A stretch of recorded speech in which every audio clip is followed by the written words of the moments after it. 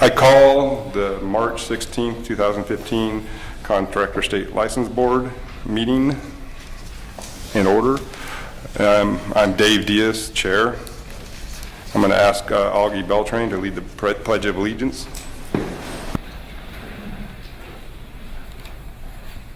I pledge allegiance to the flag of the United States of America and to the republic for which it stands, one nation, under God, indivisible, with liberty and justice for all.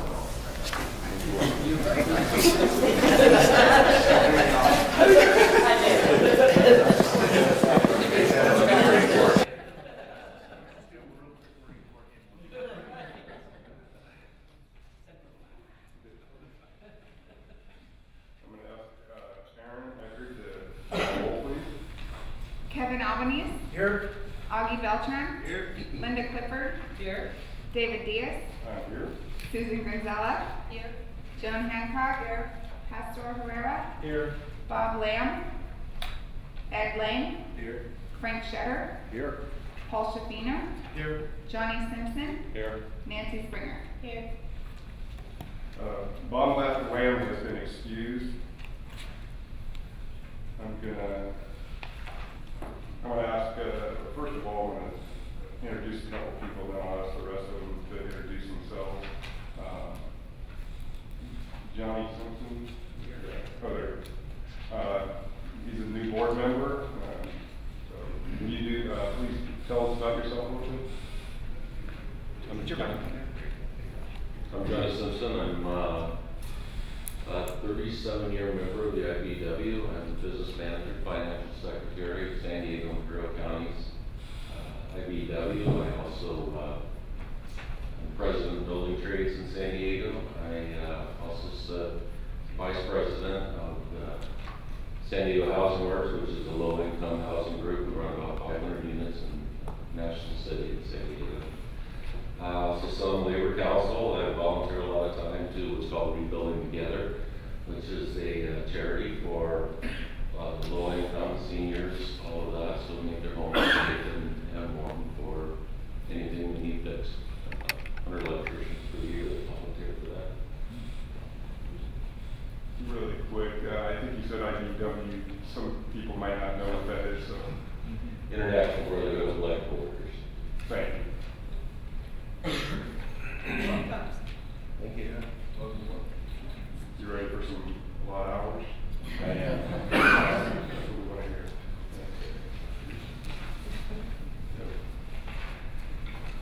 Excuse me for a second.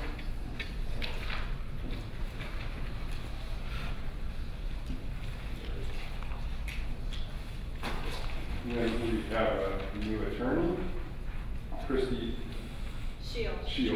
I almost wanted to say Shields, but that's not it. Shield. Yeah, is an attorney, 3 with the Department of Consumer Affairs, who has worked with the DCA since March 2000.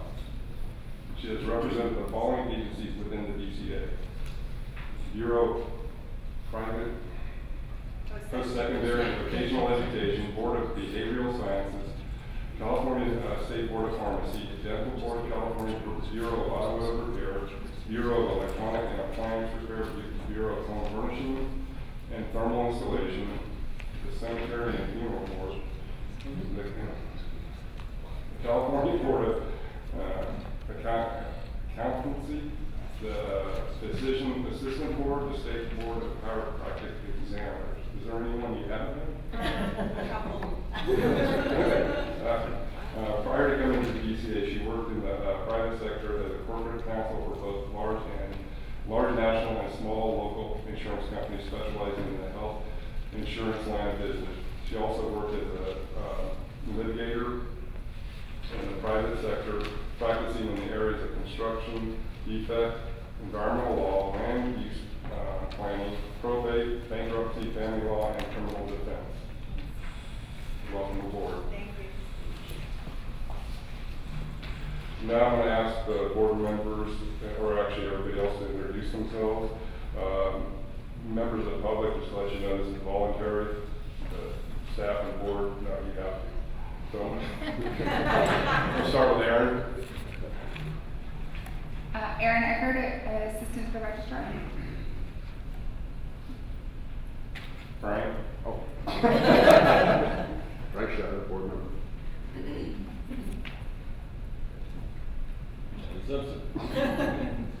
Nancy Springer, board member.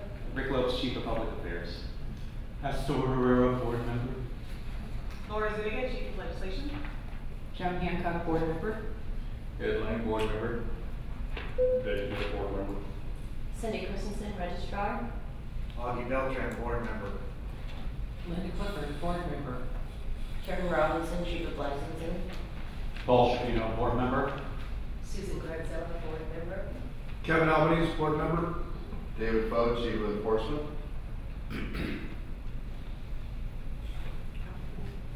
Christy Schultz, Attorney for the board.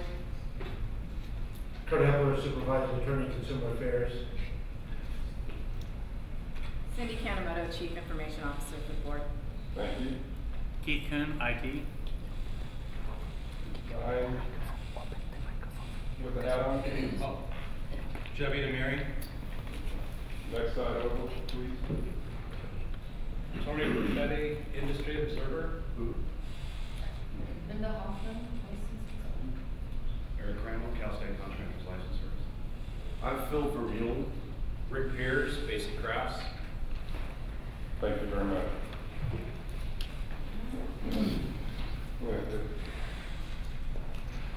My remarks. I just want to, this is Cindy's first board meeting as registrar. I guess everybody knows Cindy. So I just want to let you know, I've been chair since July, I guess, about last year. And then first Steve was the registrar when I became chair, and now Cindy, she took over January 1st with me. And she's done a great job. And we've been to the different meetings, the different, enforcement meetings, legislature, she does a great job, works with the staff great. And I don't think we've skipped a beat since Steve's left, and I hope he's not watching.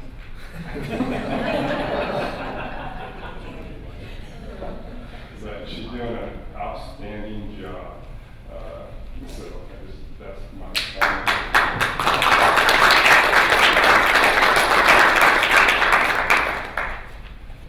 So I'm going to ask the other board members if they have any other comments.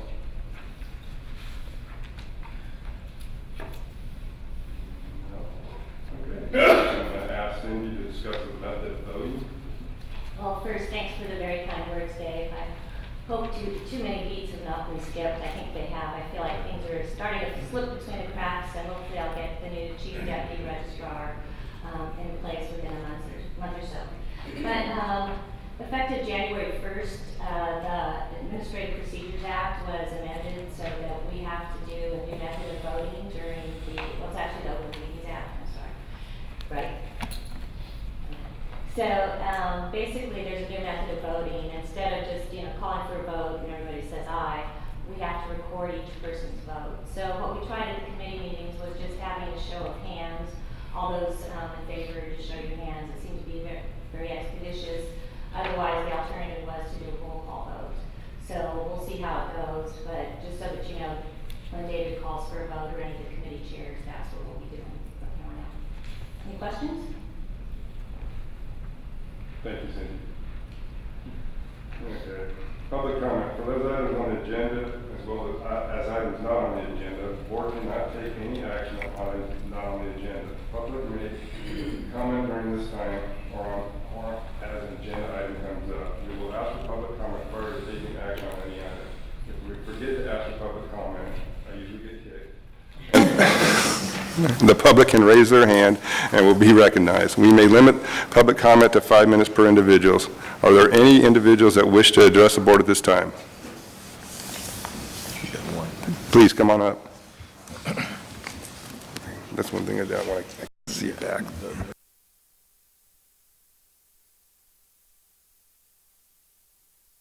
Okay. How you doing? For about two. Can you? All right. Can you state your name, please, again? Okay, Javid Amiri, Just give me 1 sec. leave it alone? Yeah, it's awesome. Okay. Can you say your name again, please? Javid Amiri. Okay.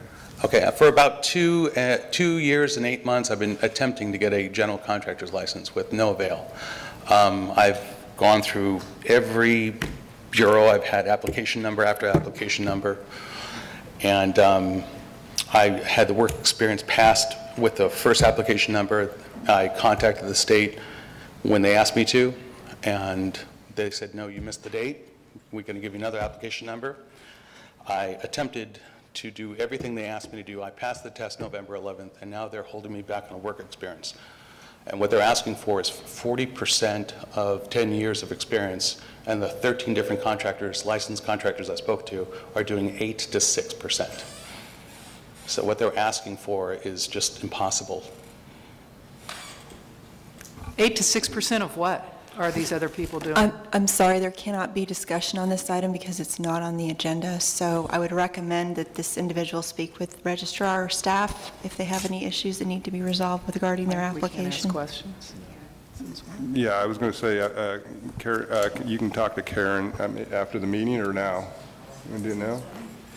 Okay. Okay. And she can, she's chief of licensing. So hang on just a second. All right, okay? I appreciate it.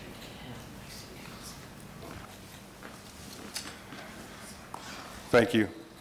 Any other members of the public want to address the board? Thank you. Okay.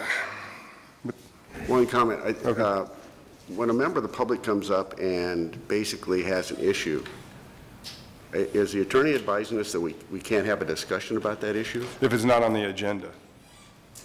Well, how do we ever find out the facts about what's going on with the public question? Yeah, it's a little, again, Kurt Epper, supervising attorney, it's a little bit different posture. When essentially the board is talking about something in play, one of its licensing or disciplinary functions, theoretically, you don't want the decision makers involved at the lower level while they're still in play. The Contractors Board has a kind of a unique structure in that the board does not itself, the members do not get involved too much in the disciplinary licensing process, but there's always that potentiality that they could. So whenever a licensee or a respondent or an applicant has an issue, generally speaking, so that this body does not be so-called tainted by any information that it would not have, we ask that that person talk to the appropriate administrative personnel within the board itself, thereby taking it out of the realm of the board members and into the administrative arena. That's the difference. And how do we determine whether administrative policies are being followed, the ones that we abide by? Yeah, Isn't that it part would of be our job? Yeah, it would be my hope, Ms. Hancock, that at the conclusion of... I'm not talking about specifics, Right. facts to his particular case. Right.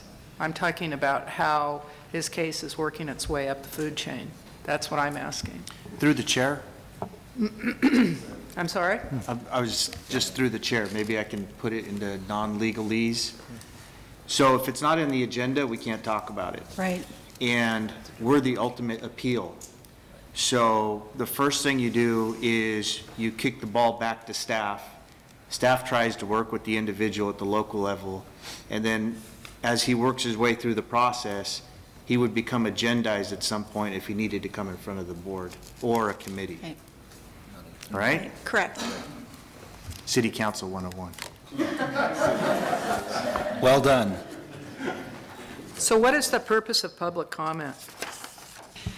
By law, we have to allow the public to come and vent on any issue they would like to vent on, because that's their right as members of the public. But because you are required to give the public advance notice about what you're going to talk about, and talking about something that's not on the agenda would deprive the public of the opportunity to participate because they didn't have advance notice of it, you are precluded, but they are not. Does that make sense? This period of public comment is for items that aren't on the agenda. Right, so it's to allow them to come and vent on any discussion or talk about anything that's bothering them that's within your jurisdiction.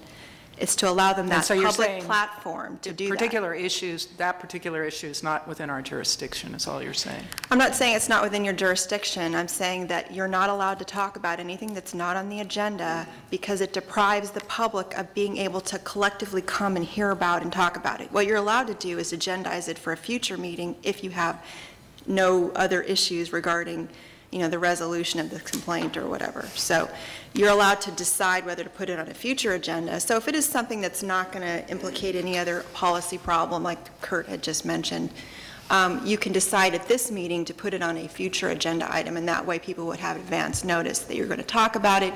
You can decide whether they want to appear at the meeting and discuss it. Kevin? I'm aware that we can't take action on any item, but since my brief time on the board, we've engaged in discourse, not necessarily about particular circumstances, but overall policy issues and overriding policy issues with speakers. We're being told that the board can't say anything during public comment? No, you can't. It was the law about, 5 or 6 years ago that you could discuss it, and they changed it to require you not to discuss or take action on. So for a long time, under the Open Meeting Act, you could discuss it, even if it wasn't on the agenda, but now you can't even discuss an item that's not properly noticed. Can you actually ask for a clarification of the Sure. comments that the presenter has made? Well, you can ask for clarification for the purpose of agendizing it for a future agenda, but you can't actually talk about the issue with that person. So I know it seems a little harsh for me to jump in, but because there are civil and criminal penalties for violating the Open Meeting Act, I'm here to try to protect your interests in that regard. Do we? Specific to, whatever Bagley-Keene open meeting section that you're talking about, would you mind sending all of us that site? And you don't have to do it now? It's on the agenda, actually. I put the code sections on the agenda just because this does come up. Thank you. It's on item C. It says, note, individuals may appear before the CSLB, discuss items not on the agenda. However, the board can neither discuss nor take official action on these items at the time of the same meeting. And those are the code sections that apply. Real quick, can we go through the chair because we have other people trying to go through here and it's going out of order a little bit. Okay. Paul? So what we're struggling with is a change of pattern as a board because we have handled this a bit differently. What would help me in this instance is if we just flow through this example real quick of what we just had, where for the purposes of agenda, of setting an agenda, we could inquire of this gentleman or ask questions to understand what his issue is. We could inquire about what happened and what the process was as we try to filter through as a board whether or not this is something we want to put on the agenda. Is that fair?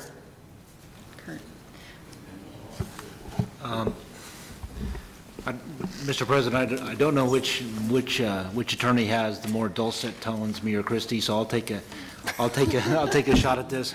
Thank you. Like I said, I don't want to revisit the past. The issue, I differ from my colleague just in a slight sense, and the issue for me is really that with virtually every board within Consumer Affairs, the people sitting around this table, the board members themselves are the decision-making body. They're the policy organs of the board.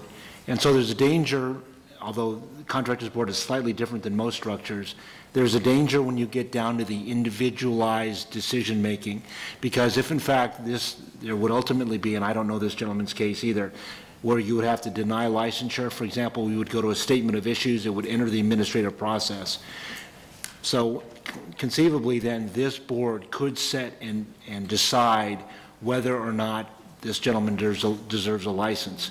You could potentially now be contaminated or tainted by any discussion that might have flowed here. So it's both a function of it's not truly on the agenda, but a greater concern in my mind is the simple fact that you would, as the decision makers, would be confined to the record, whatever the administrative documents that go around with it, and not the individual stuff, so that you could not be tainted and so render a good decision. So that's why I jumped in a little bit later than my colleague did and said, because I think it was a little slightly bit different. For example, let me just ramble on for a second. If a person came up here and said, my administrative disciplinary case is going awry, the board is saying that I should be this or that or the other thing, we would stop conversation as well and direct them to talk to Mr. Fote or Ms. Delp if she were here, because that's administrative disciplinary process in play. This is a licensing matter. It's the other side of the fence, but it's still an administrative decision. So that's why we don't talk about it here, because ultimately, if it came to where this board had to make a decision on this, then you would all be tainted and we'd have to find somebody else to make the decision.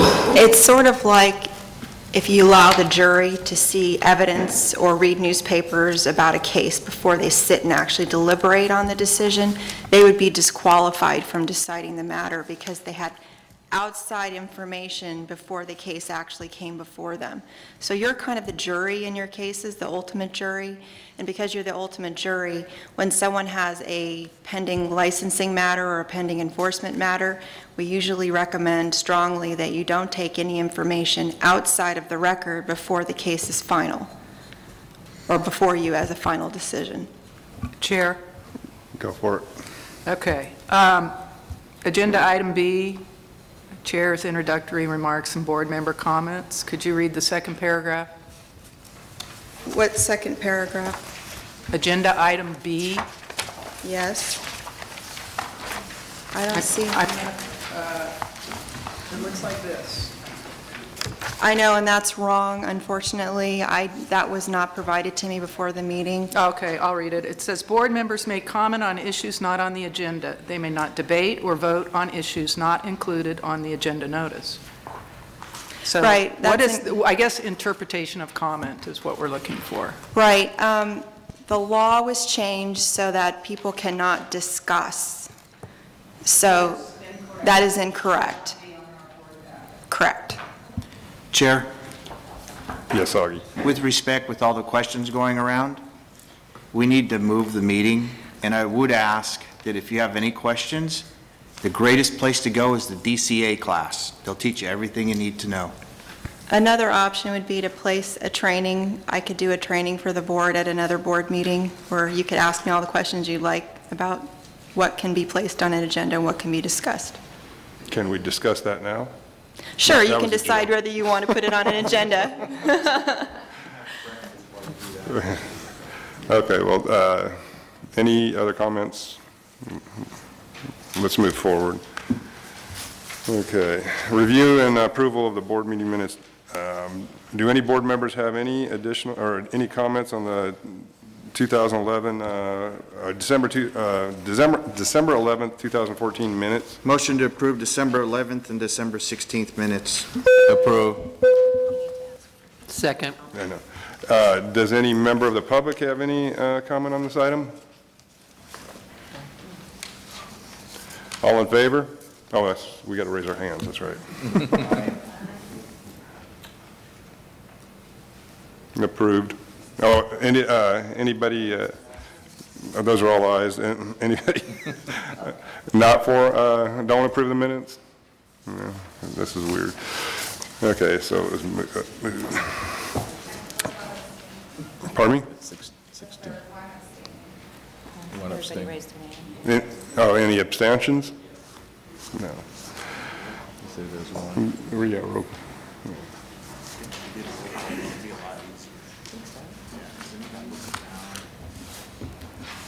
You want to do a roll call from now on?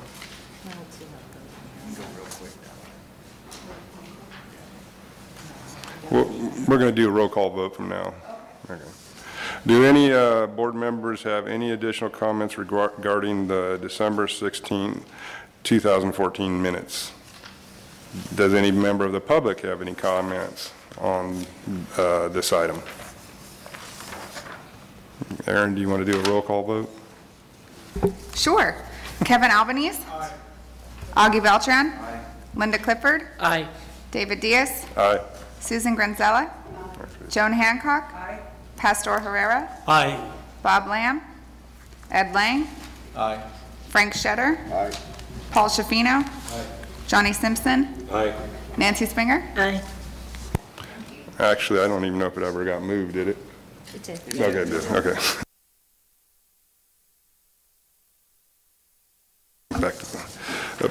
Appointment of Nominations Committee, that's me. I have appointed Bob Lamb and Joan Hancock as the Nominations Committee for the upcoming board meeting in June, which will be in Fairfield, California. Does any of the other board members have an objection to that? Thank you.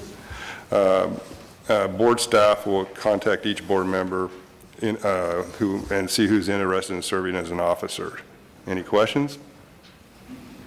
Thank you. Enforcement, David Foat. Oh, he's over there.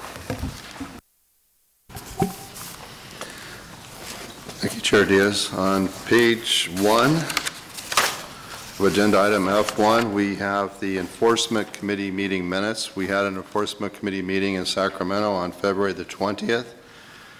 Enforcement Chair Bob Lamb was able to recognize law enforcement partners that have provided backup at our stings. They were from Amador and Yolo County.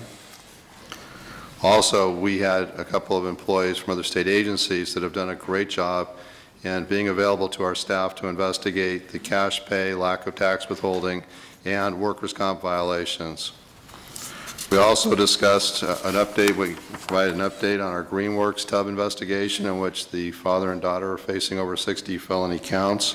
We talked about our partnering with other state agencies, specifically the Labor Enforcement Task Force, and a pilot program they'd put in place to determine if commercial inspections were more beneficial than residential.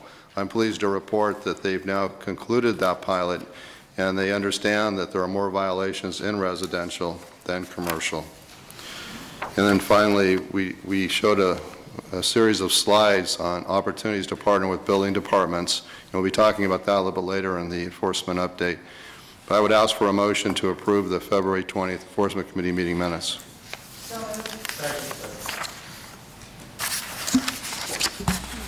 Okay, Kevin Albanese. Aye. Augie Beltran. Aye. Linda Clifford. Aye. David Diaz. Aye. Susan Granzella. Joan Hancock. Aye. Pastor Herrera. Aye. Ed Lang. Aye. Frank Shetter. Aye. Paul Shafino. Aye. Johnny Simpson. Aye. Nancy Springer. All right. Does any member of the public have any comment? Thank you. Okay, moving on to the enforcement program update. That's F2 in your packet. Just very quickly, just want to update you on our complaint handling statistics. You'll see at the bottom of the first page that we've been able to return to injured consumers, whether they be property owners or contractors, more than $7 million. We're very proud of that achievement. On page 2, we have new line charts that we've developed to track our compliance with board objectives as it relates to our complaint handling. If you turn to page 4, I wanted to highlight our legal action case totals. And what you'll see for the first 7 months of this fiscal year is that staff have completed over 1,000, actually over 1,100 legal actions. But what really stands out is that 317 of those legal actions were referred to DAs. Now this chart and that information is specific to consumer filed complaints. And this is in direct response to the board objective a few years ago to work more closely with DAs to address the consumer harm, not just the unlicensed practice, but the diversion of funds, the elder abuse, and other violations that have occurred. And our peace officers have played a part in achieving those numbers. On page 5, we have new statistical charts for our proactive enforcement. For the investigative center enforcement reps, their goal is to close 10 complaints per month. For our fraud, or I should say our SWIFT, our proactive that do the stings, they run the leads, and they conduct sweeps, their goal is to close 13 cases a month. And they have also achieved very impressive legal action numbers. For the first 7 months, they concluded 887 criminal investigations and referred 417 of those to DAs. Those are mainly for unlicensed, against unlicensed contractors and against contractors that don't have workers' comp. But that's almost 50% of their legal actions being referred to DAs. Dave, I want to say that's fantastic. That's great. Yeah, thank you. I honestly don't know if there's another state agency that can come anywhere close to those type of numbers for 7 months. We're talking well over 2,000 criminal cases referred to DAs.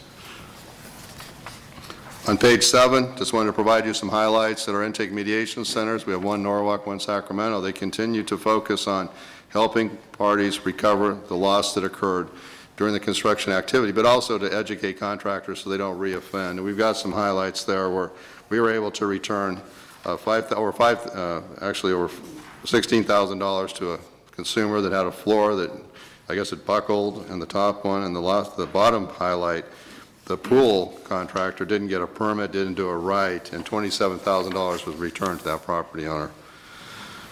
On page 8, in the middle of the page, we have a highlight relating to surveillance, something that our peace officers can do. We are very careful with that because they are unarmed, but it's a good example of what we're doing with the LA City Attorney and our continuing partnering with them to identify contractors that, in this case, are unlicensed, they're targeting consumers, they're taking money, performing very little work, and also fraudulently using somebody else's license.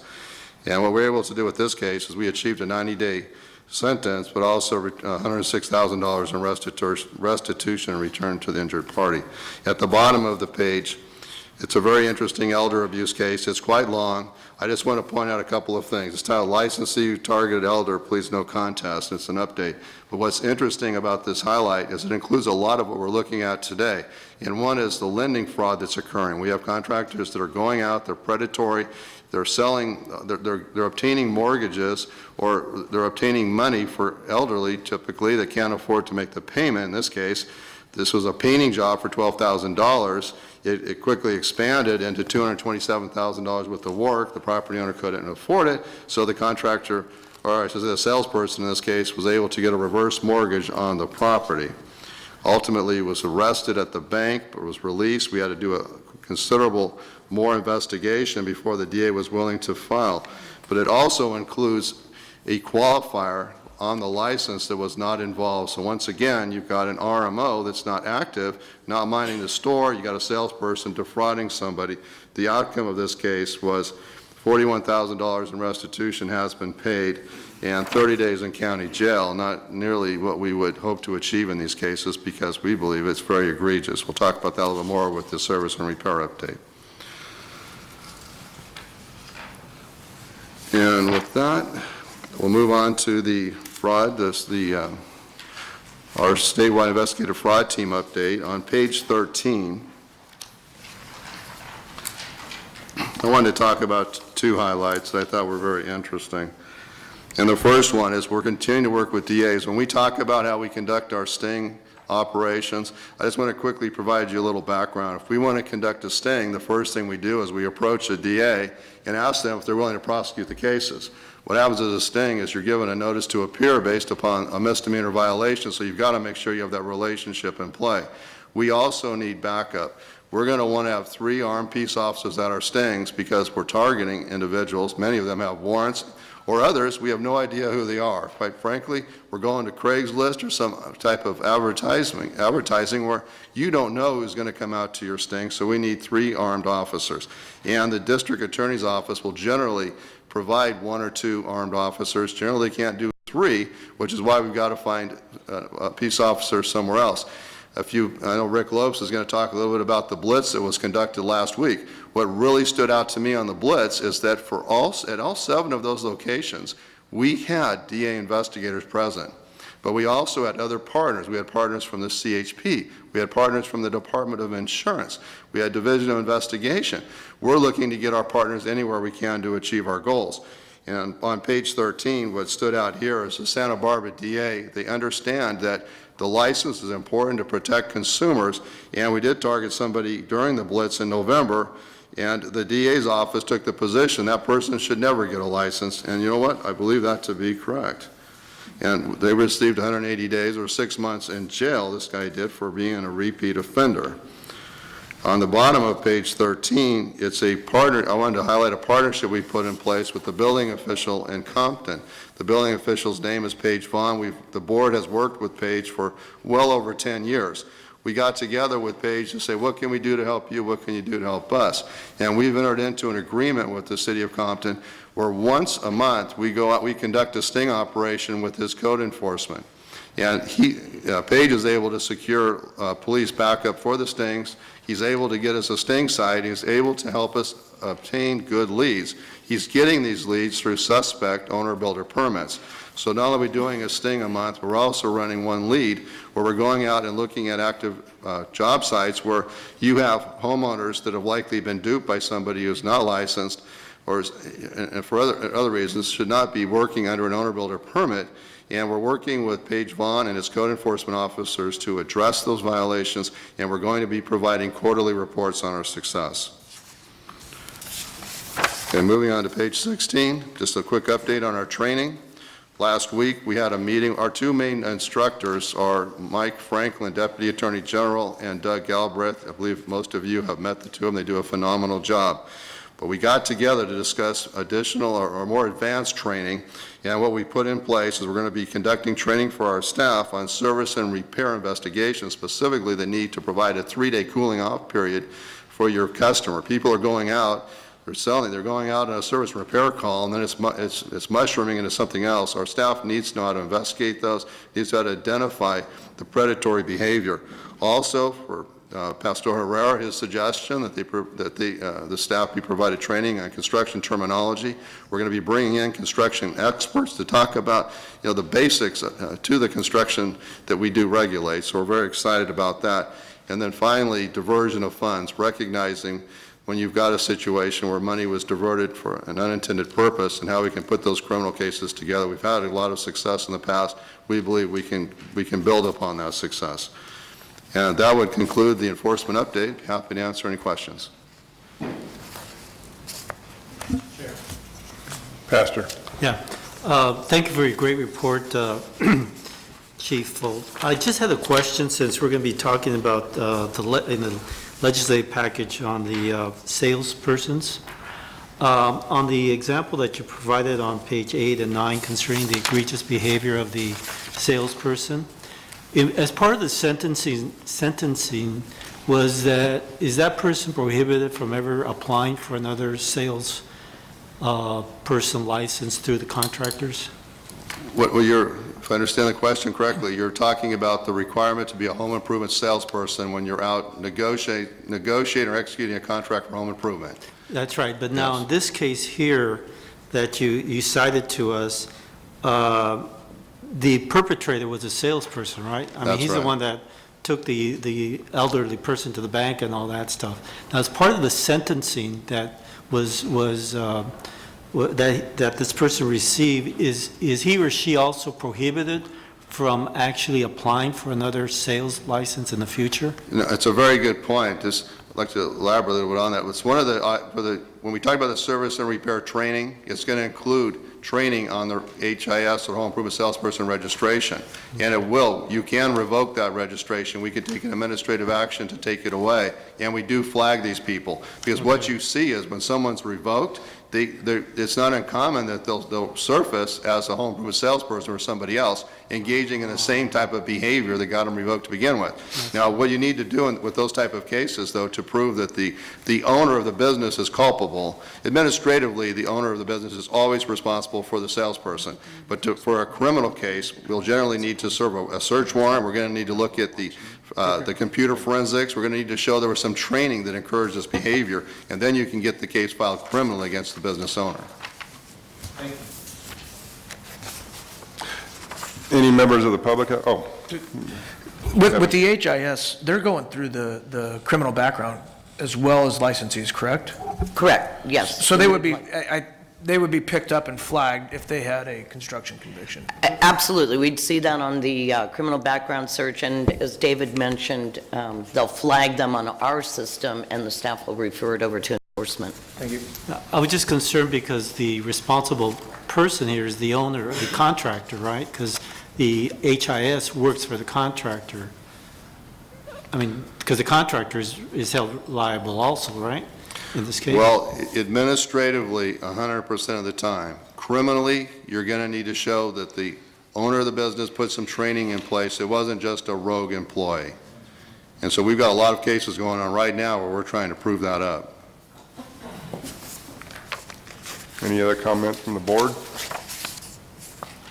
Comments from the Dave, Frank. I had one. When the salesperson took this person to the bank to get a loan, would that be something would be prohibited for him to do? Is that? It's not something that they would be prohibited to do, but it's an identifier for trained bank personnel that it can be very suspicious. And it's something that we work with Adult Protective Services quite regularly, and that's one of the identifiers of potential elder abuse, where they're almost in control of the situation. They want to drive the elderly victim to the bank instead of having a family member do it, who might say, you know what, maybe this isn't such a good idea. Well, I was just thinking if they were allowed to go through the paperwork and help this person apply, maybe that's something we want to restrict them from doing. It's something we can look at. Okay. Absolutely. Any other board member with a comment? Public? Anybody from the public have a comment? Thank you.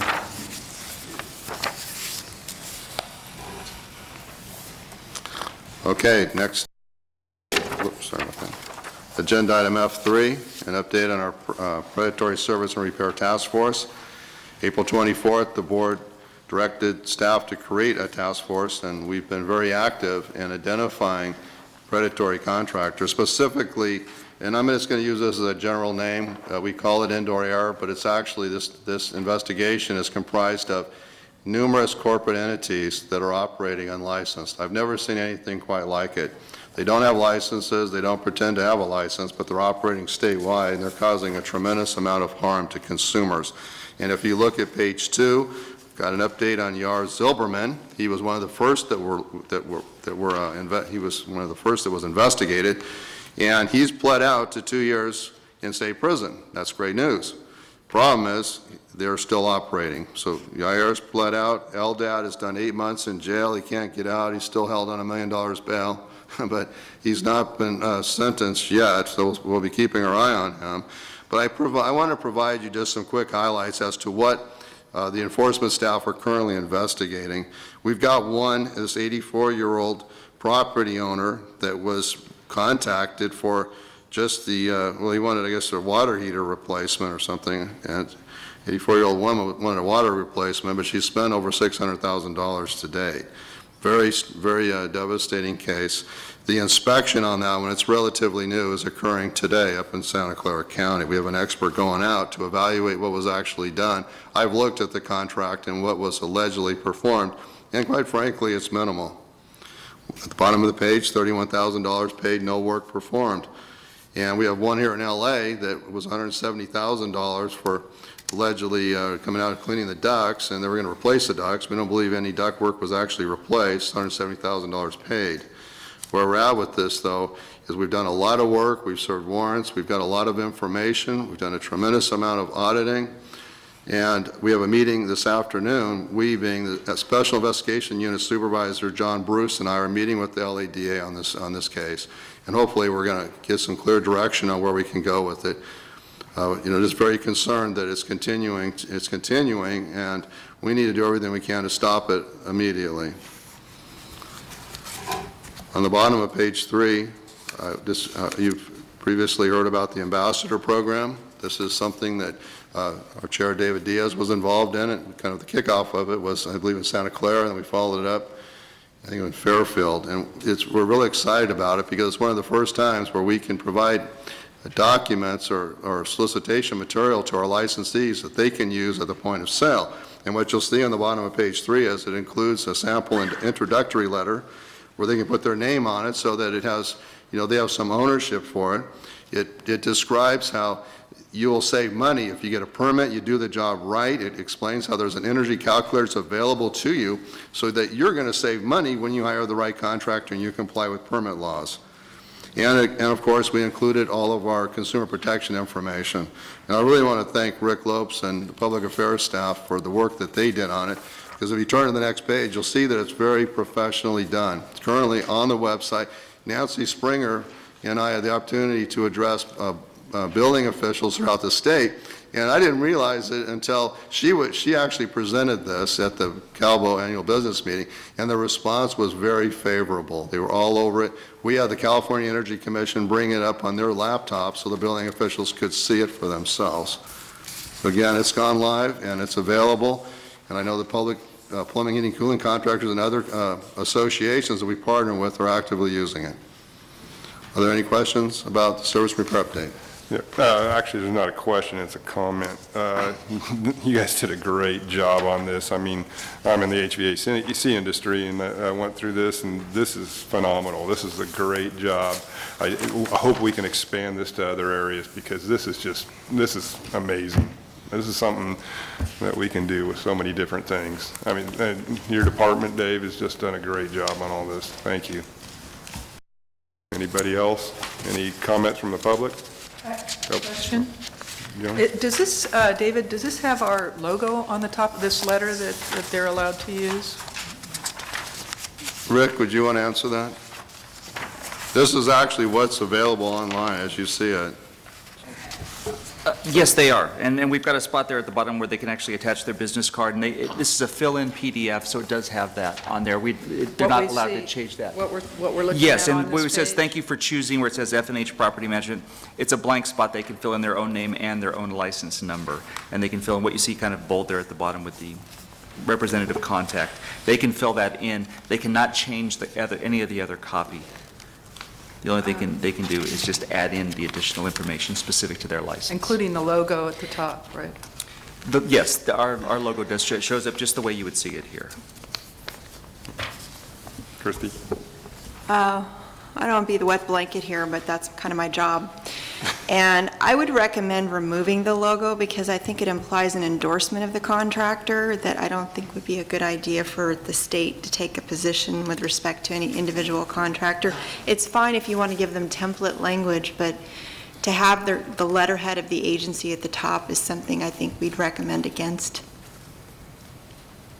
And it's just advice, you're free to disregard it, but that would be my recommendation. Paul?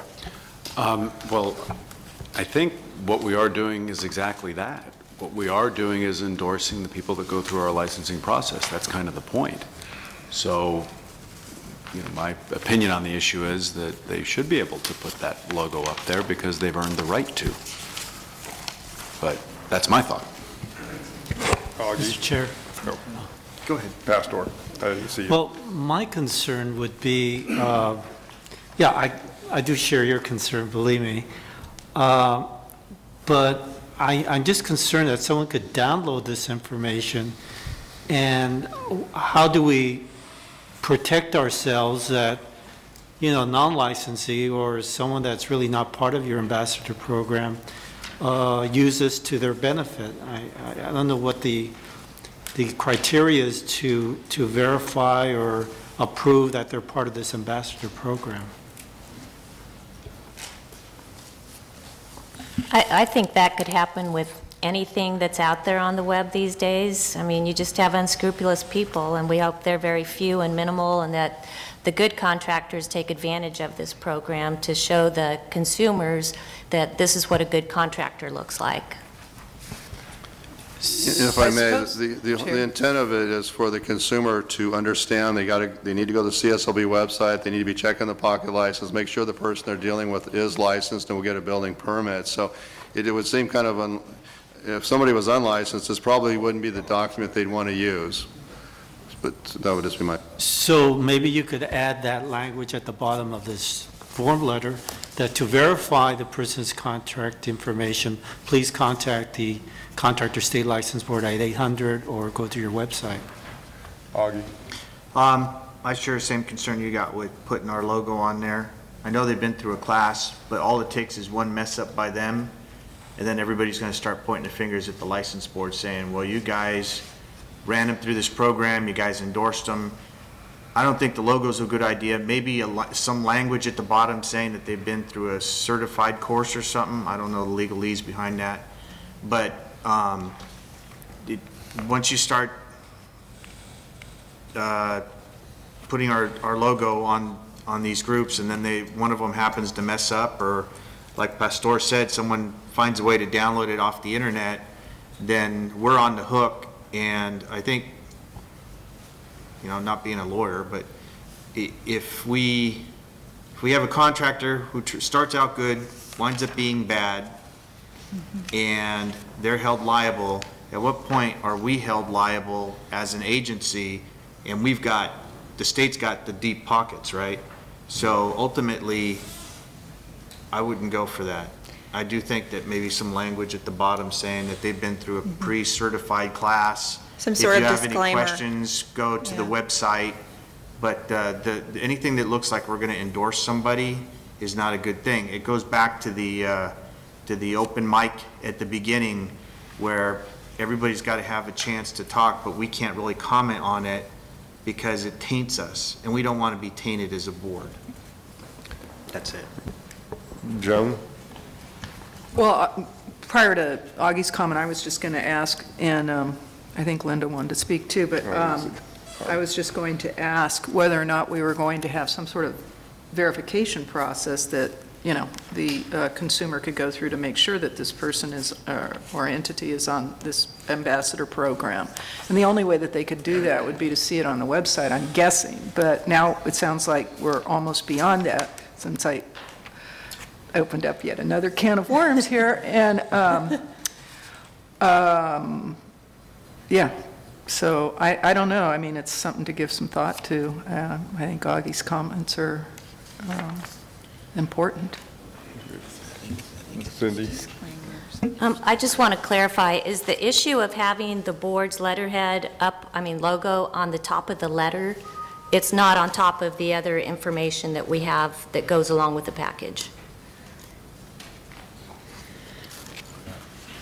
I think the fact that you have a document where you have the licensee attach their business card to your letterhead is my biggest concern. So it's just the letter? The package of information explaining your program is your program. Okay. So I'm not that concerned about that unless Kurt has other concerns. No, I think, Mr. President, members, I think Christie raised an excellent point. We don't, as a state agency, we can't sanction, endorse, and embrace any particular provider. I think what we could do is disclaim it and say you're participating in the ambassador program, and then kind of, we follow these recommendations to the extent that we don't want to say they're better or whatever than anything else, because if you think about a licensing and its core functions, a minimum qualifications game, the second you get licensed, you get licensed. We don't have extra super special licenses for anybody. So that would be only my concern, just a level playing field. We can certainly say we participate in the program, and I think we should kind of, with a disclaimer, and kind of leave it at that. And I think there's specific provisions in law, and I can't remember which code sections they are, that say you're not allowed to advertise, a private party is not allowed to advertise anything using the state seal or state logo that implies endorsement by the state. So that's where I'm concerned. And also, as Mr. Beltran pointed out, if we do allow it, then there is an argument that can be made that if there is a damage to the consumer, that you're going to be sued right along with the contractor. So that's the liability that we're talking about. Linda? Yeah, I think that I'm on the same line here. I think they should use their own letterhead and attach our stuff behind it, because we know how many people go out and say, I'm a licensed contractor, and people just accept that. Can you imagine if they show up with a letter from the Contractor State License Board with their business card on it and say that they're licensed? We have too many people who are not checking now, and we're trying to get people to check. I think that would be people would look at that and say, I don't need to check. They've got it's licensed. I mean, it's right here on the contractors. That must be true, right? So I kind of go along with taking off our stuff on the letter and leaving it on all the background material, which is clearly from us and says what these people should be doing.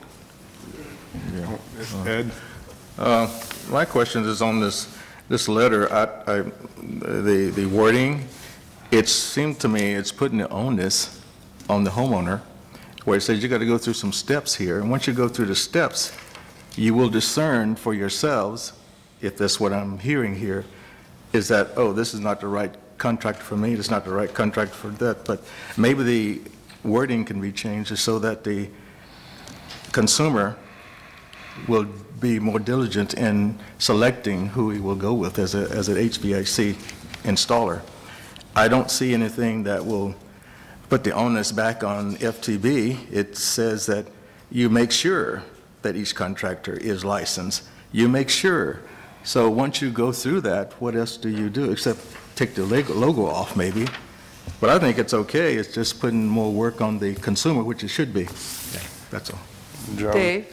So, seems like, you know, we want to attract contractors to participate in the program, and one of the ways of doing that was, you know, having the logo at the top, but we're concerned about having the logo because, you know, of liability or whatnot. As I read the letter, it does not say anything about that they've participated in the ambassador program or they've qualified for this CSLB ambassador program. And so maybe there's something in between not having the logo and yet, you know, ensuring board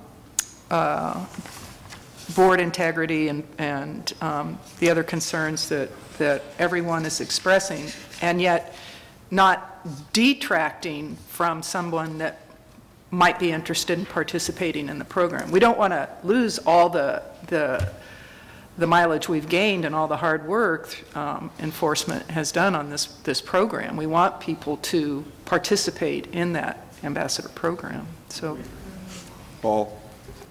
Maybe I'm a little bit confused. Is the dilemma, and I think I'm asking this to you, Augie, more than anybody else, is the issue that you're having that some of these contractors participate and some don't? Or is the issue that we're endorsing contractors that are licensed in general? Through the chair. So going through the program is a great thing. Having documentation behind that saying that these employers, these contractors have gone through the program and this is what you should look for as a consumer is a great thing. But on the letter where it has our letterhead or any logo speaking to or anything that would give the public the idea that we as a board or the state has endorsed this particular contractor as being better than the rest, or, you know, this is the person you want to use, it sets a precedent. And what it does is it says the state says this is a good person to use. Now, at some point, should this person fall off the ledge and become a bad person, the implication is that we still endorse them. But my question isn't that. My question is this a distinction between when you say someone went through the program, you mean the ambassador program or the program of getting a license? No, the ambassador program. Then I agree. I think you're right. And I think that as a consumer, whenever you get something and it's got, and let's say we just set the precedent of putting the logo on there. And this thing is, right now I'm looking at it in a PDF, which could be really easily changed into a Word doc. And if people get the impression that anything with this logo is good, I could download this, put my information on there, and people would naturally assume that the license board had done whatever. So I think that people can do that now. Yeah, they can do that now. But right now, we can, it's like, let me draw a comparison. The IRS doesn't call you by phone if you have a problem, or which one is it? They call you, they send you a letter, right? They send you a letter, they don't call you by phone. So you can go out and say, if somebody calls you by phone and says, I'm the IRS, you know it's bunk. Same thing with this. If we establish a precedent where contractors can use our logo and our license board, or license, or our logo or our letterhead, then bad contractors can also do that, and then people don't have the idea that this is a good or a forged document. Right now, we can say anything with our letterhead or our logo on it is a forged document. Does that make sense? Yes. Okay. I know she knows what I'm talking about, yeah. Cindy. Okay. I think just to kind of clarify a few things and maybe wrap things up, I just want to clarify that this isn't a program that people go through.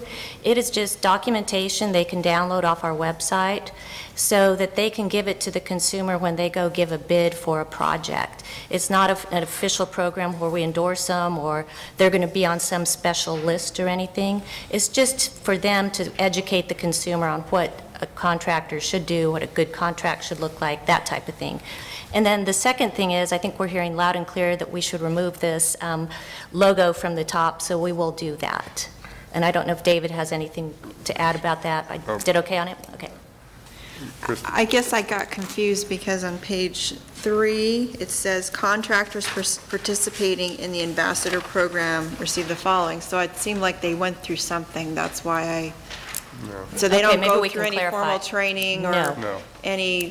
receive any additional information if they sign up or something? Okay. No, it's just a package they can provide to the All right. consumer. Kevin? Yeah, and I'm just going to chime in on it just a little bit because I am from, that's my industry or whatever, is basically all this states is what you're supposed to do. That's it. There's nothing else on here. It's not, I mean, any contractor in the state that installs an HVAC unit is supposed to do this. So that's it. It's not like they have extra training or anything. That's what they're supposed to do. Linda? So if I understand it, because it does say on 3, contractors participating in the ambassador program receive the following: introductory letter, which can be modified by the contractor to include the contractor's name, license number, and contract. So what we're saying is that introductory, and then the next 3 items are the things that come with all the logos on them, with the benefits and all that. So this does say that they get this for participating in the ambassador program. So is that a correct statement? And are we saying that we want to take the logo off the introductory letter? The logo stays on everything else. The introductory letter is just, here's some suggested wording, right, for a letter that you can put on your own letterhead and attach your business card, and then you can attach those other recommended documents, the 3 following, which are really very helpful. So is that what we're saying we're going to do? Yes. Well, are we also saying that we're going to put the disclaimer statement on the letter? I mean, is that a recommendation you're going to follow up with? Yes. Through the chair. I think it would be safe to say that anything that we put out would go through legal, right? Yes. Okay. Kevin? There's not going to be a disclaimer because there's not going to be a letter, right? We'll just have the same letter, Kevin, but probably change a few words on it so that it doesn't look like we're endorsing it in any way, shape, or form. Just have, this will just be sample language for them with no logo on top. We'll just put your letterhead here, something like that, and then put a disclaimer on the bottom that, you know, the board doesn't endorse. I'm sure Christie will come up with some good verbiage for us. And I'm assuming that they're going to just use this letter with this packet when they go to a bid, because when a licensed contractor can bring this to them, and then a non-licensed contractor can come and give them a bid, well, they can't do this because there's not licensed, and I'm assuming that's what this is all about. So, Dave, correct? It was all designed to get information in the hands of the consumer so they can make the informed decision on who to hire. And we will, we'll work with Rick Lopes, take the letterhead off, run it by our attorney Christie, make sure she's okay with it. Yeah, we're in the process, we'll remove it off the website probably in the next few minutes, and then we'll get it updated, legal approval, and we'll make sure everybody's happy with it before it goes back on. Frank? Does this require a board action? I think it's just, you can just direct staff. I mean, I would just assume it's staff direction from. Okay, thank you. Just personally, I think it's a very good program. I think any information that you give consumers to enhance their knowledge as to what to look for is excellent. So please, staff, don't take it as a negative. It's a real positive criticism on our behalf, but thank you for listening to us. Does anybody from the public have any comment? Beat this one up good, okay. Let's see. Dave, go ahead. Okay, just one last agenda item, F4. And this was discussed at the Enforcement Committee meeting. We did show the slides and went over them in some detail. Just want to summarize what this program would entail. And it would partner with select building officials that One, to work with CSLB by putting our material out for their customers, by having a direct working relationship with CSLB investigators, and in turn, we would prioritize their referrals. We would conduct stings. We'll work with them on going out and performing site visits. The one area that we do need their cooperation in is the requirement that a check for $250 be paid upon service of a subpoena. What you'll see on page 2 is the legal action statistics. At the top left of the page, you'll see where in 2010 the board directed staff to prioritize the enforcement of permit requirements, and we developed a new complaint form where people can file anonymously. These are contractors that maybe didn't get a job, building officials, others are filing complaints, and it's been incredibly successful. And you'll see that over 200 legal actions were issued in 2014, and these aren't legal actions that were filed by consumers that may have a code violation. There's probably another 200 of those. These are specific to the form where people can file against a contractor for a permit violation. They resulted in citations. Some of those are getting appealed. We need the cooperation of the building official in order to support them. If you have a consumer-driven complaint, you're going to have workmanship issues. An industry expert may be able to testify to the code requirement. But if all we're looking at is someone that did work, did not get a permit, we're going to need the building department's cooperation if it goes to hearing. Again, it only happens maybe 5 times a year, but when we serve that subpoena, we can't be issuing a check for $250 upon service. We can only pay for their time after their services are rendered. And Nancy, I would like for you, if you don't mind, to share a little bit about the comments that we received at the California Building Officials Annual Business Meeting a couple weeks ago.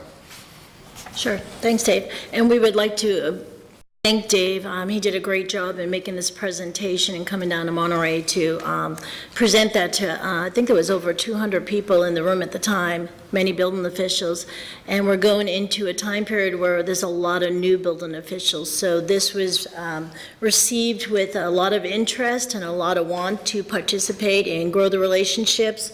And we had a lot of comments of wanting the CSLB to come to some of their local chapter meetings as well as to the building departments on how they can do a better job on identifying things to the consumer and how we can work with better relationships with CSLB. So this was a great first step, and moving forward with it, I think it's going to be a success. Some building officials requested that we attend city council or board of supervisor meetings, and maybe they would adopt this by resolution. But I do want to make very, very clear that the operational agreement that's included in your package was reviewed and approved by DCA Legal. I want to make it clear also that the one in your packet isn't matched the one that we worked on, so. It's not this one? It's not this version, it's a different one, so we can provide you a follow-up version that includes some of the changes that I worked with Dave on. Things like performing shoddy work should say performing substandard work, because it's really work that falls below industry standard that you're concerned with. And then also, I also discussed the enforcement committee meeting, the fact that if you're going to be sharing information, there are occasions where you're going to get or receive or send or exchange information with the building officials that is confidential or you don't want to make public because it's part of an ongoing enforcement or joint prosecution of an issue. And when that happens, you have to have in your agreements how you agree to share that information, how you're going to keep it confidential, and how you're going to prevent people who have really no authority to receive the information in your agency from having access to it. So only those authorized persons who are involved in the prosecution should have access to confidential information. So we've added that kind of information to the agreement, and I think Mr. Fote indicated that their legal office is interested in reviewing those changes as well. So it's good that, you know, that these agreements are put in place, but it's always important to make sure that the information that you're sharing is, if you don't want it to be confidential, you have to put it in writing that you're going to maintain it confidentially. I have a question about it. So you're saying that their legal department also wants to review this before it's final? Well, what it's going to be, kind of it's an individual agreement. What some of these building departments are asking for is that we would have this operational agreement as a template or background, but that someone like our Deputy Chief Enforcement, Christina Delp, who's not here, so I'll give her an assignment, would go out to city council members and maybe explain this, and that it would be adopted that they would partner with the CSLB, that there would be just general things that we would agree to do. They would agree to put our material out, they'll agree to waive that $250, and we're going to partner with them and report on our success. Others, they may enter into something like this to the operational agreement, but they would want to run it by their city attorney. I guess so this is just a basic document that we want the board to approve today, with the changes that Ms. Shields just indicated. What we're asking for is that the board would approve staff or enter into operational agreements that are the ones that were approved by DCA Legal with partnering building departments. So what we're really wanting to do, though, is to have that direct relationship like we do with the City of Compton. The City of Compton, it's not in writing, but yet there is an understanding as to what we're each going to do for each other. So it's more approving the concept, Yes. not the actual language. Okay. Correct. Question? Joan? In these efforts, has there been an attempt to contact greater organizations such as League of California Cities or California State Association of Counties to get a little mileage on our endeavor? Sometimes that's partnering with those entities is can be very proactive in terms of getting the message out. Yes, I have contacted the League of California Cities. But if I could just clarify something, though, the problem that we're trying to overcome is that we did issue over 200 citations last year, and the Attorney General's office is expressing concern that we shouldn't be doing that in the future unless we have an agreement, whether it's in writing or it's verbal, with that building official that they're going to support our action. Because these citations, some of them are not going to be sustained. So that's really what we're trying to do here. We're not trying to overreach. If we could come up with 20 building officials that we could partner with in the next year, we would consider that to be a success. But again, this is only for those where we don't have a consumer filed complaint. Any other questions? Chair, motion to approve in concept. Second. Okay, anybody from the public? Okay, roll call vote. Kevin Albanese. Augie Beltran. Aye. Linda Clifford. Aye. David Diaz. Aye. Susan Granzella. Joan Hancock. Aye.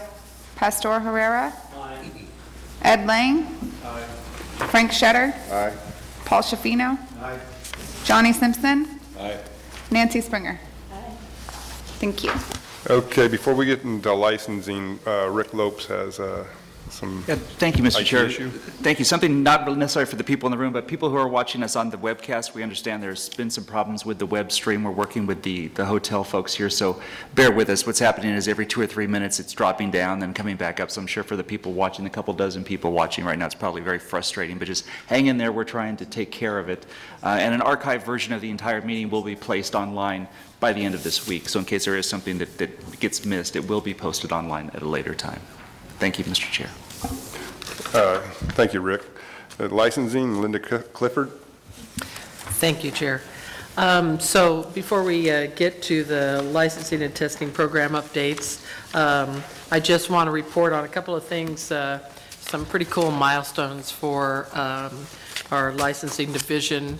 First of all, we established our first new classification in 14 years, and that's the new C-22 asbestos abatement contractor, which we all voted on a while back. And by the end of February, the board will have issued the first 5 of those licenses. So that's considering that it was January 1st that we went in, and by February we have 5. That's very good. Perhaps more interesting is that on January 10th, the CSLB issued license number 1 million. I'm glad I'm not the guy who has to fill that out. And, but anyway, pretty cool. And it went to a tree service company in Norwalk. So that's pretty cool. So, and that says a lot about, you know, how long we've been here and what we've been able to accomplish in all this time. So that's pretty cool. Anyway, Karen, to move things along? Absolutely. Well, since enforcement took all the time again, I hate following him. Okay, legal will help you out. I'm just going to touch on a few highlights. You have all of the stats in the packet. I'm sure everybody got a chance to read them, maybe your nighttime reading. So if there's any question on the stats, let me know, but I won't go over all those. But a couple of things I wanted to highlight. The LLC program, as you can see, we've gotten almost 2,500 LLC applications. I don't think any of us expected it to be that high, but it has been. Unfortunately, we still have an issue with having to reject them, and we've only been able to issue 817 so far. And the reasons for, the common reasons for reject are listed on page 4. Nothing's really changed much there. The workers' comp recertification, we had really high hopes that it was going to raise the number of people actually getting workers' comp policies, but what we're finding out is we're still having pretty much the same percentage recertified that they do not have any employees subject to workers' compensation. May be true, may not. It seems at almost 60%. It's a little high. So. Question? Yes. The point of that was so that individuals seeking recertification would do so under penalty of perjury? Correct, which I believe will be beneficial to enforcement should we find that they have falsely indicated they didn't have employees, because now every 2 years, under penalty of perjury, they're having to tell us, nope, still no employees. Mm-hmm. Thanks. Thank you. This means no employees, secretarial staff or anybody, right?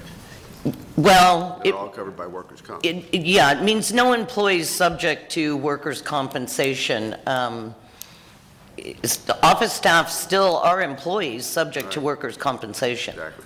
Right. Then, oh, I'm sorry. Go ahead, Kevin.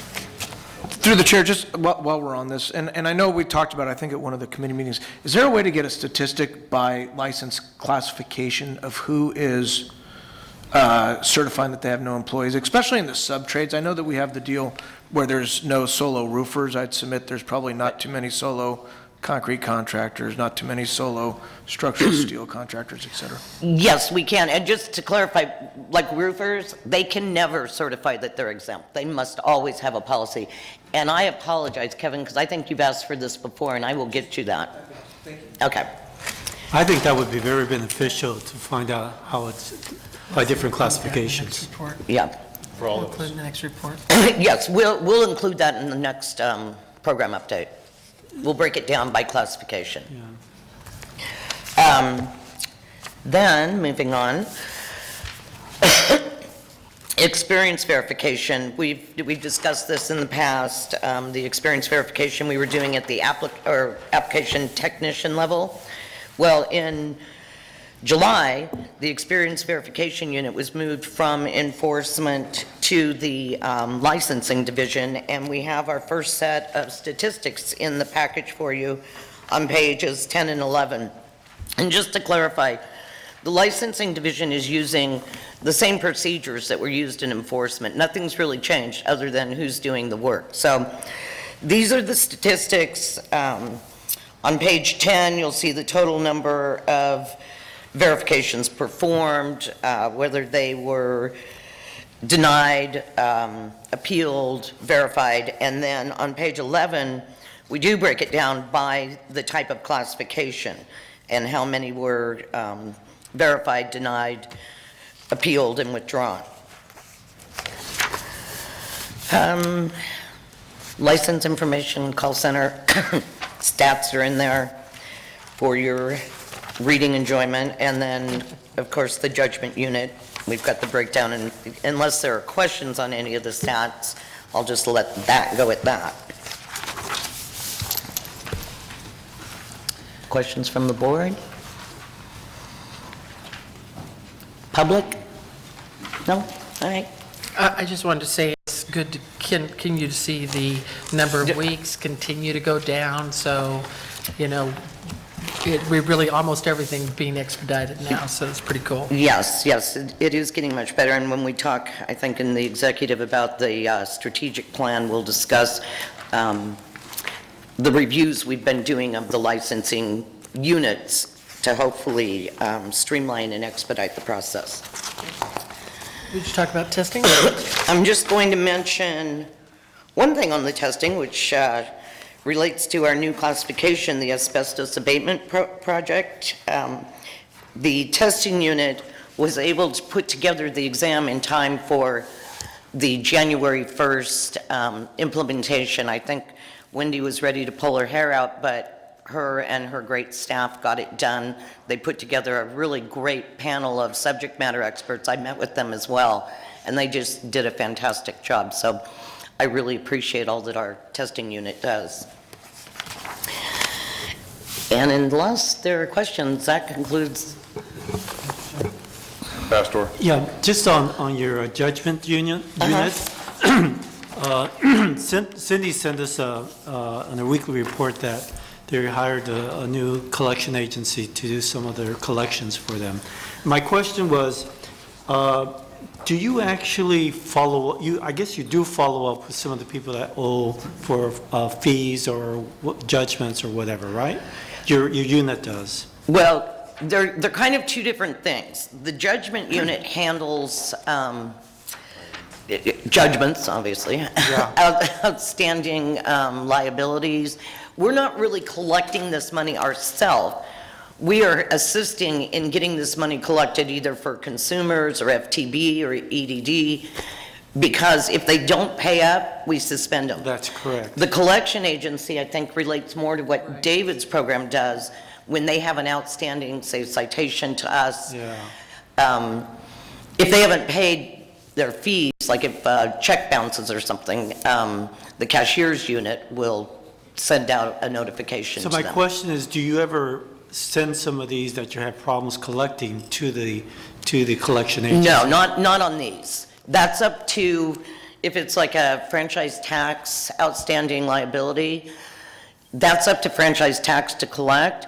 We will suspend the license if they don't pay it, so they have a reason to want to pay it. So that's kind of how we assist with that, right? Pastor, the collections basically is all, we agreed, David's group. Yeah. All right. That's it for us. Is that it for licensing? Okay, great. Great job, guys. Public Affairs, Pastor. Thank you, Mr. Chair, and I'm glad my staff person is back. In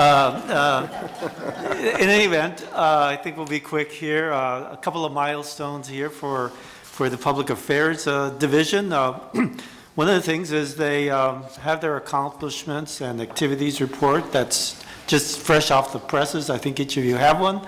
So I think it's a good read, and it gives you a little more information on some of the activities and accomplishments of the board.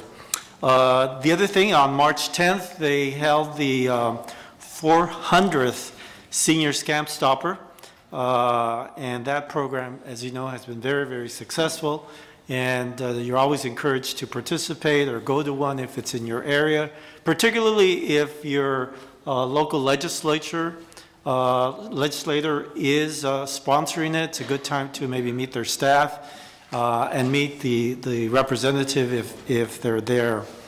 The other milestone is they had a very, very, last Friday, on Friday the 13th, good luck for the Contractors Board. They had a news conference for the Spring California Blitz. This was held in Madera, and they had extensive coverage from all over the state. And there's other items of interest here in the report.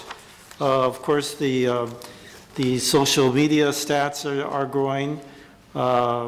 And I was really impressed that there was a press release on the Industrial Bulletin concerning job openings with the Department of Housing and Community Development, where it was sent to the industry to see if they may be interested in applying for these positions. I thought that was a real good thing to do.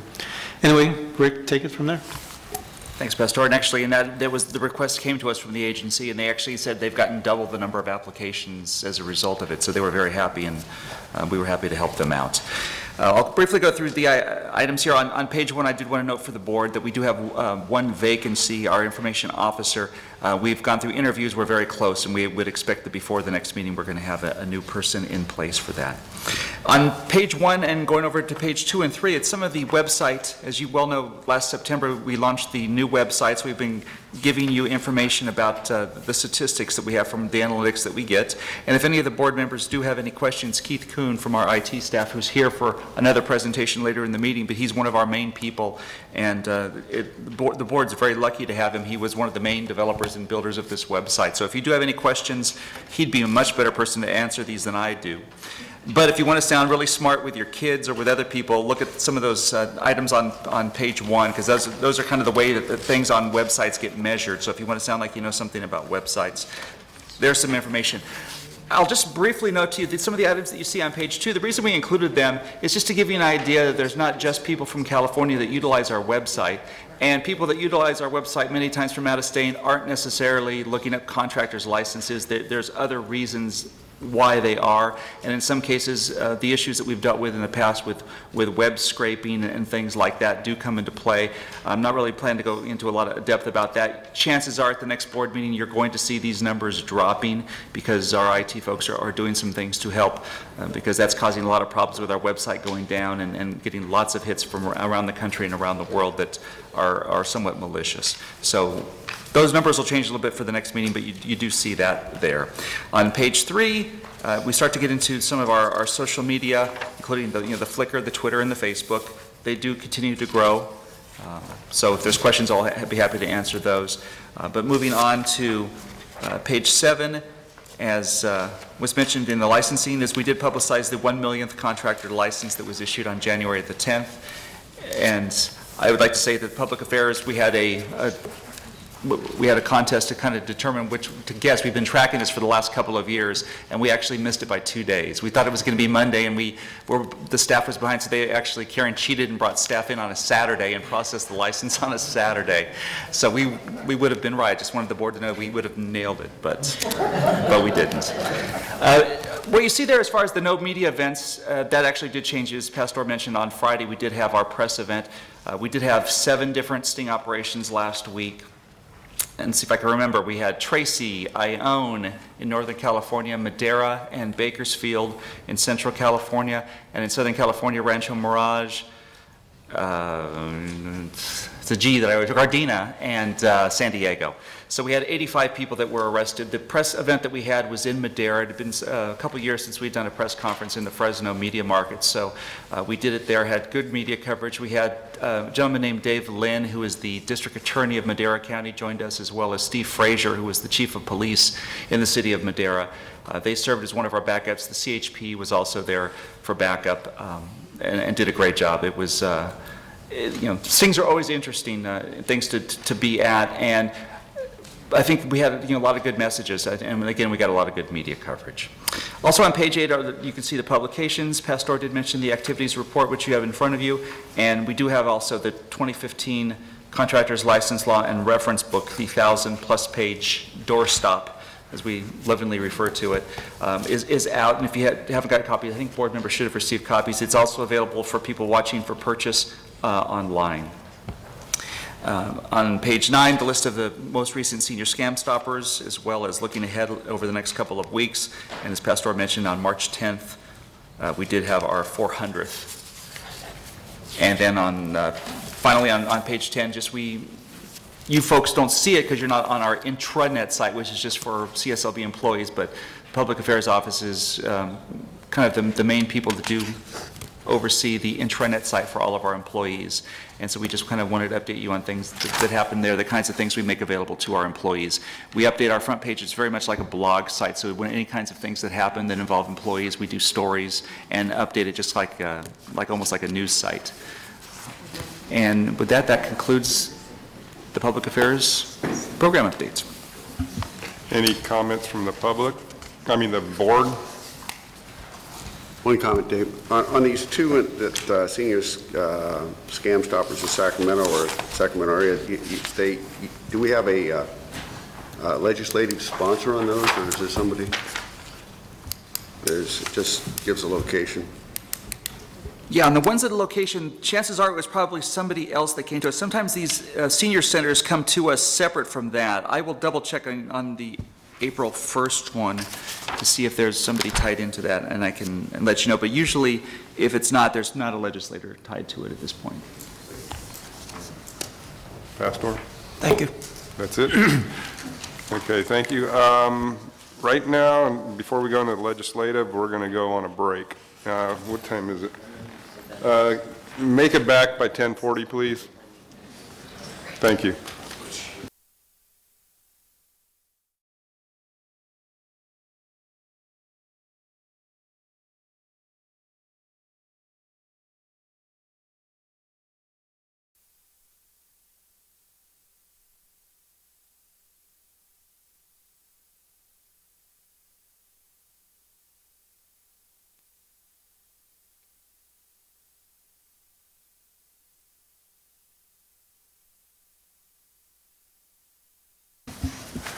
Before we head on to legislative, I want to ask Kurt to clarify. I've had some people come up to me and ask me about the clarification on the whole public comment deal again. Please. Are you sure, Mr. Chairman? No. Okay, not to bore everybody with the details, I think the issue was, the gentleman that came up had an individualized scenario before the board, and that's he was seeking a license. And so when it comes to that, like I've said, and not to beat the dead horse, but as the decision-making organ of this body, that's why I think my colleague and I jumped in to say, since there's a matter pending before this board, continued comment is inappropriate. And it's not on the agenda. And it's not on the agenda.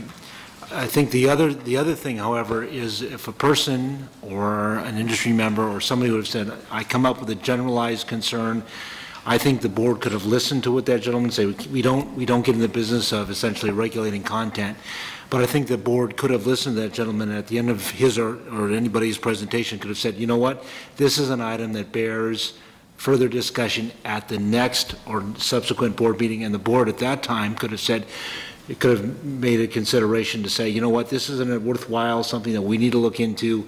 We can then agendize this for a complete and full discussion at the next board meeting. So that's why the distinction, because the gentleman that spoke had a matter pending before the board itself. Okay. So that's why I'm trying to draw the distinction. And because he brought it up, or whomever, not just him, but if anybody brought something up and there's discussion, there's something nobody else, because it's not on the agenda, no other public person had the opportunity to come here and debate it one way or another, correct? You're exactly correct, Mr. Because a member of the public could have said, well, had I known we were going to be talking about that, then I could have attended and got on the website, watched, sent Kurt an Instagram, whatever. So, that's why the distinction.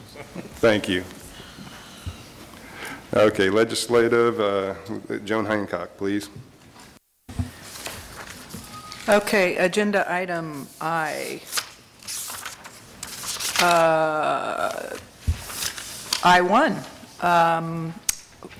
Laura Zuniga is going to give this item. This is the review, discussion, and possible action regarding new legislative proposal to authorize sharing of license information with the Employment Development Department. On your, at the halftime, or at our break, Laura passed out these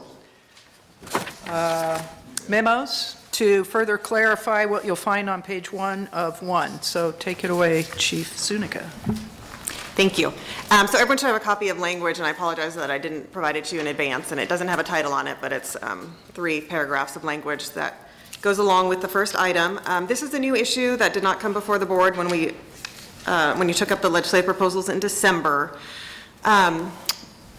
In enforcement efforts, the department partners with various state agencies, and we need to share information about our licensees in order to effectively partner.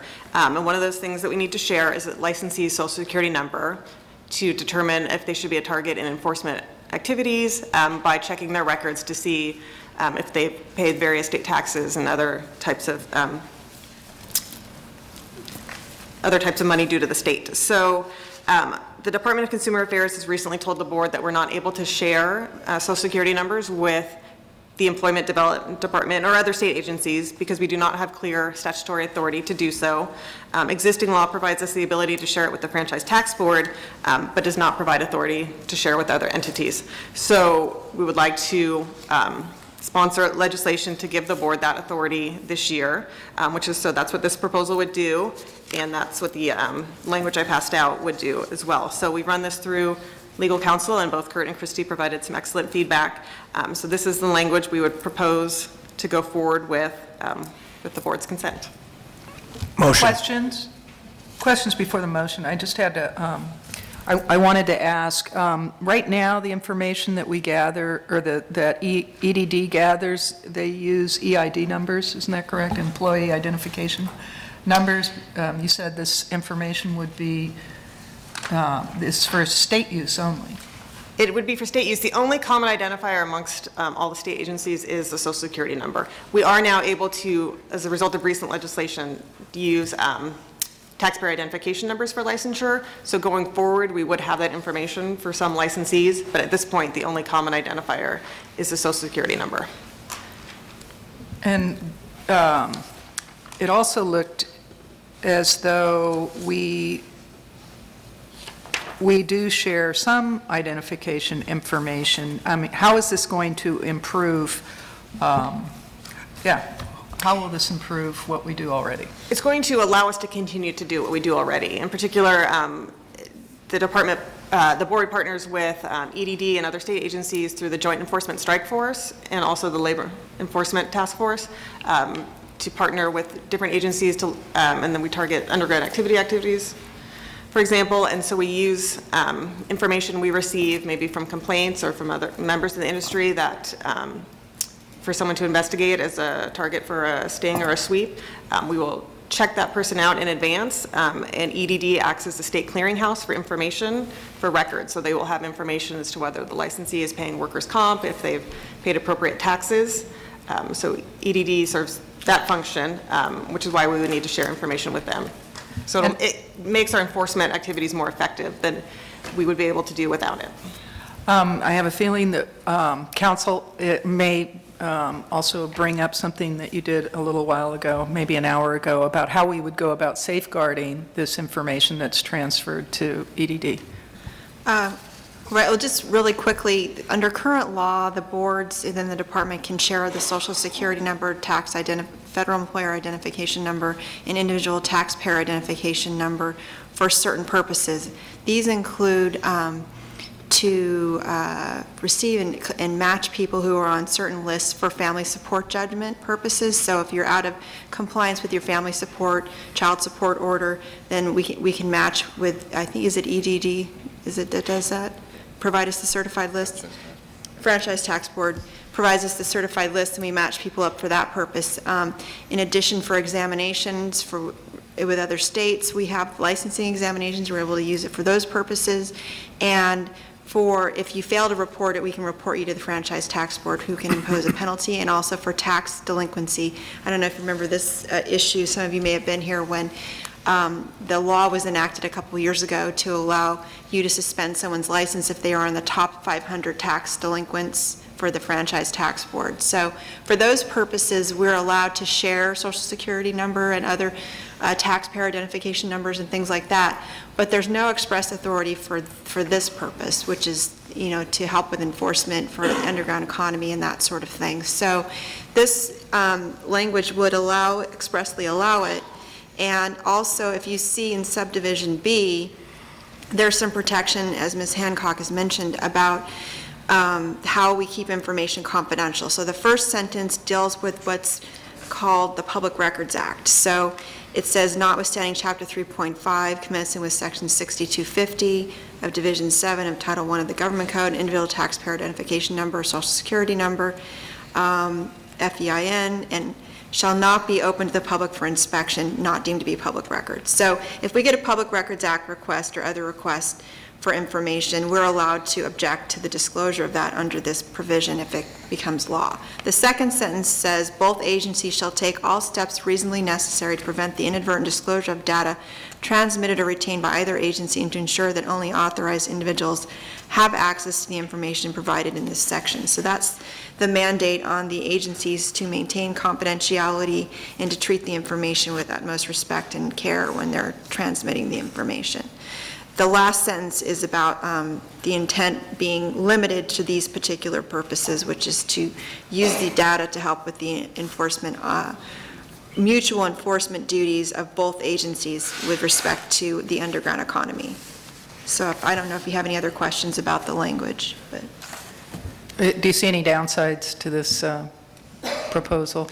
I think if you're really going to, and it appears that you do really need this information to effectively enforce the laws in your jurisdiction, if that's what you need it for, and obviously this is a public protection issue, then yes, because if you don't have these laws on the books, then there is an argument that you cannot share that information with other agencies, and there'd be potentially a privacy argument challenge.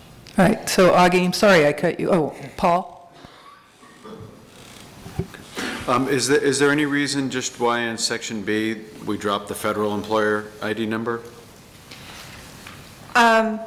We collect all three types of information. If you look at Business and Professions Code Section 30, all the boards are required to collect all these different identifiers from applicants on initial licensure. That's where you get your source information from. When people first sign up with the board to get a license, they have to provide one of these three forms of identifiers to get a license. So that is, except for corporations, of course, but so that is a requirement, and because my understanding, and Ms. Zuniga probably could clarify, was that you do use all three in terms of identifying people for enforcement purposes, that you need to have express authority to share all three. Laura, did you understand the I did understand your question, and I don't think there is a reason that we don't have it in B, so I think we could modify it to include make it consistent throughout. Yes. Okay. Thank you. Yeah, Pastor. As I was reading the background paper for the upcoming hearings on the 18th, I did notice on issue number 11, there is this issue about sharing the information. Is this proposal response to this recommendation or this issue? Yes, it is. Okay, thank you.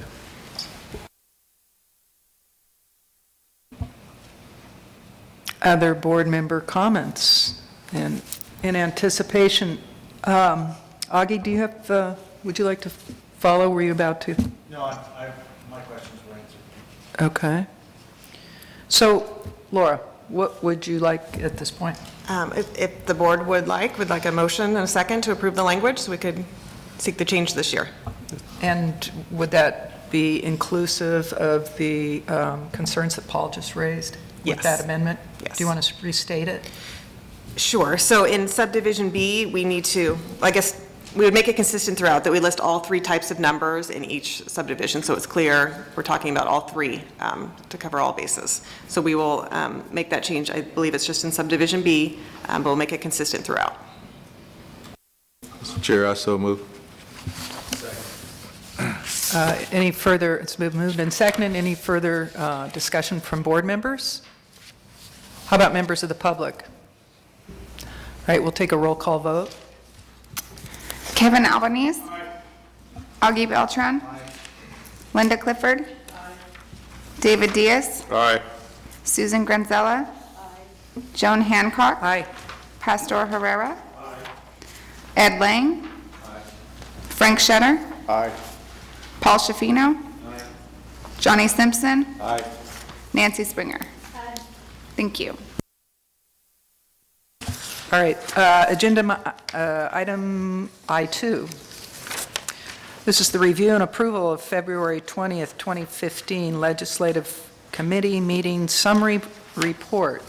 The only comments I have are that that Legislative Committee meeting on February 20th was a follow-up to the December 15th, was it the 15th or the 16th? The 15th board meeting we had, and we had a lot of outstanding concerns and questions about the legislation back then, and we revisited it in committee and struggled through, again, in committee, some of the same things that are, you'll see the struggle as we proceed through the rest of the agenda packet.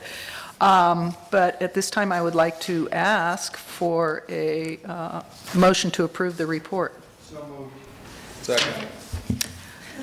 All right, it's been moved and seconded that we approve the 2015 Legislative Committee Summary Report. Any other board member comments? All the public comments?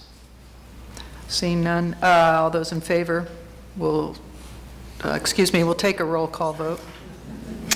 Kevin Albanese. Augie Beltran. Linda Clifford. David Diaz. Susan Granzella. Joan Hancock. Aye. Pastor Herrera. Ed Lang. Frank Shetter. Aye. Paul Shafino. Johnny Simpson. Aye. Nancy Springer. Thank you. So, agenda item I3, this is the review and discussion and possible action of recommended positions on several Assembly and Senate bills, and Chief of Legislation Laura Zuniga will present each bill. First one is AB 750. These are the analyses that I emailed out to you last week, and there are copies available on the table out front if anyone needs it. The first item, AB 750, would allow any board within the Department of Consumer Affairs to establish a retired license category. Existing law allows everyone to have an inactive license category, which CSLB currently does. This would allow us to additionally have a retired license category. It's optional. We wouldn't be required to do it, so we would have the ability to determine if we would want to create that category, and we would need regulations in order to do so. Because it's permissive at this point, I think the board could just watch this legislation. Yeah, explain, because I did have some questions from committee members. Explain what you mean by permissive at this point. So the language doesn't require a board to establish this category. It gives you the ability to determine if you would like to. So it doesn't say that you shall establish a retired category. The language of the bill, it provides authorization to do so. I think Christy has a comment too. Comments? So a retired license, how would this help us? I mean, I think, David, maybe you'd be great to have some commentary on this. Oh, Linda. As I read this, this is for DCA. It would apply to all boards within the That's department. what I mean. So there might be some board in DCA that wants a retired license category. Because it's a 30,000-foot rule as opposed to board by board, CSLB might use this or might not use it, but it's not about us. It's about DCA, right? Because I thought the same thing. Why do we want this? Please. It's available to you. Yes, it is applicable to all the boards in the department, true. The one thing I did want to point out is, just going forward, if you did elect to use this authority to promulgate regulations for retired status, one of the things I noticed that's been, for years, have been missing from this section is, for the healthcare boards, they have a similar provision that allows them to promulgate regulations, and many have. But one of the things it says in there is that if any person applies to be in a retired status, they cannot have a pending suspension, any kind of disciplinary action on their license, because what happens is sometimes people use this retired status to avoid prosecution by just going into a retired status. So what the language says for the healing arts boards or healthcare boards is that the board shall deny an applicant's application to place a license in a retired status if the The license is subject to an outstanding order of the board, is suspended, revoked, or otherwise punitively restricted by the board, or is subject to disciplinary action under this chapter. So that prevents the person from using the retired status as a mechanism to avoid prosecution. So that would be something maybe you'd want to bring to the author's attention, even if you're not going to throw your hat into a particular position, just so that, you know, if it does go forward, that you have the authority to deny people like that if you want to promulgate that type of a license status. Sure. It's a good recommendation. Absolutely. Okay, so we still have Linda's concern, like, why are we doing this? And that's why I was curious, David, does this in any way impact, you know, there's certain entities that, shall we say, buy or take on the license of someone that is retiring? Am I right in how I'm describing this? Yeah, my thought is it may be beneficial for someone that wants to serve as an industry expert to say I've retired from the profession, but I could still be used as a consultant rather than I'm inactive and I don't have an active license at this time. I get to see where there will be licensees that have had a very strong construction career that would be proud to have something like that, rather than just saying I have an inactive license, I'm now retired and here's my retired license. That's where I think the benefit could be. Karen? I just have a question. One, how does retired differ from inactive? And two, what if they retire and then 10 years later want to come out of retirement? At this point, if they stay inactive, they can reinstate their license. If they go to retired, we have a 5-year rule that once you are out of the business or don't have an active or inactive license for 5 years, you have to retest. Right. It doesn't at all define any of the parameters for the license, so we would presumably define them through regulation if they don't make the language more specific. Cindy? In a prior life, I was the executive officer with the Engineers Board, and we did have a retired status over there. And as David was saying, it did help individuals that, you know, were up there in the years and just, they didn't want to go inactive. They wanted to have a retired status.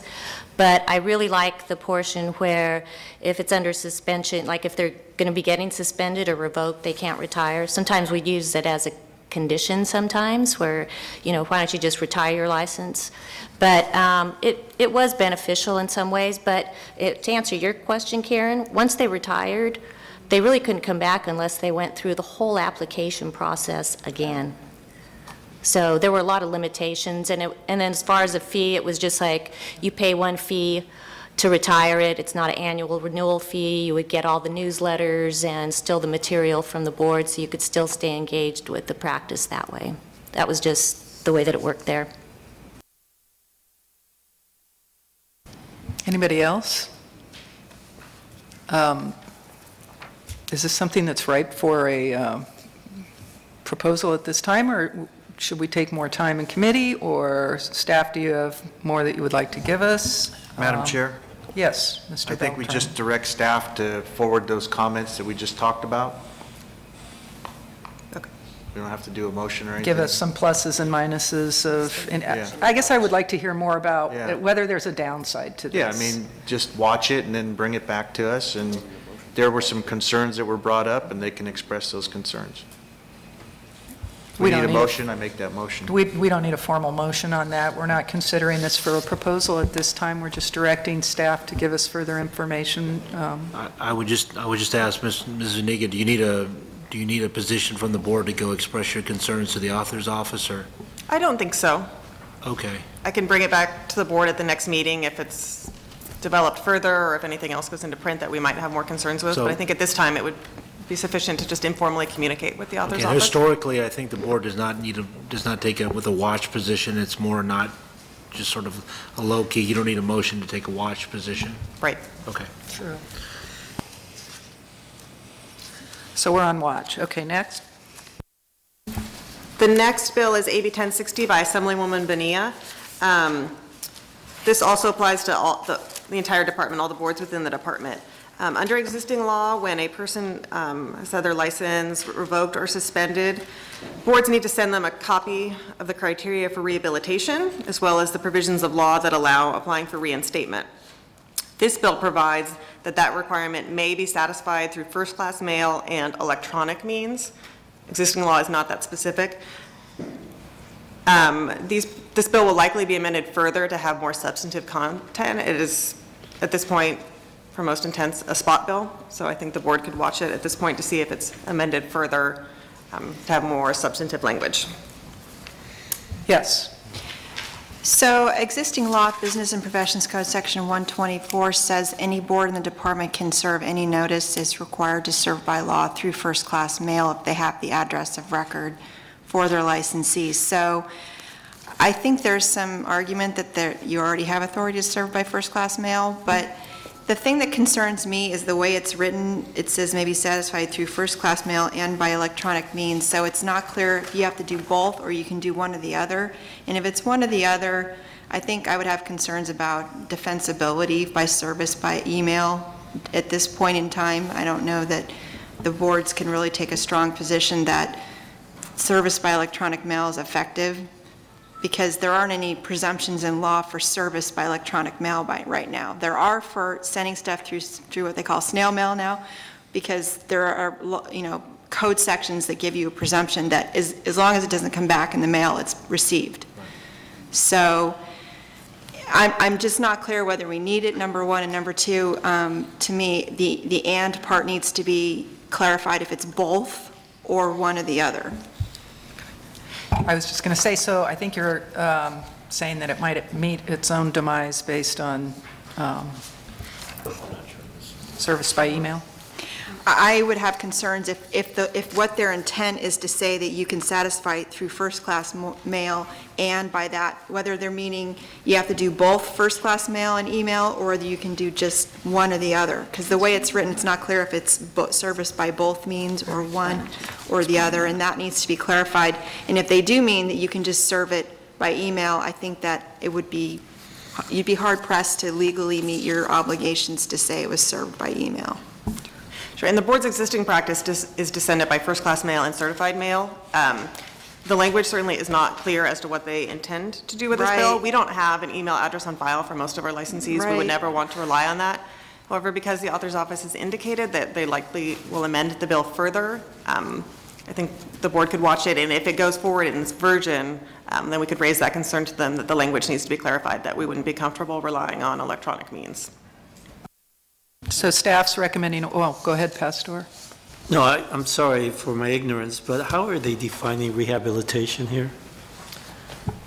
It's defined in existing law, the criteria for rehabilitation, and I would have to find that for you. Rehabilitating for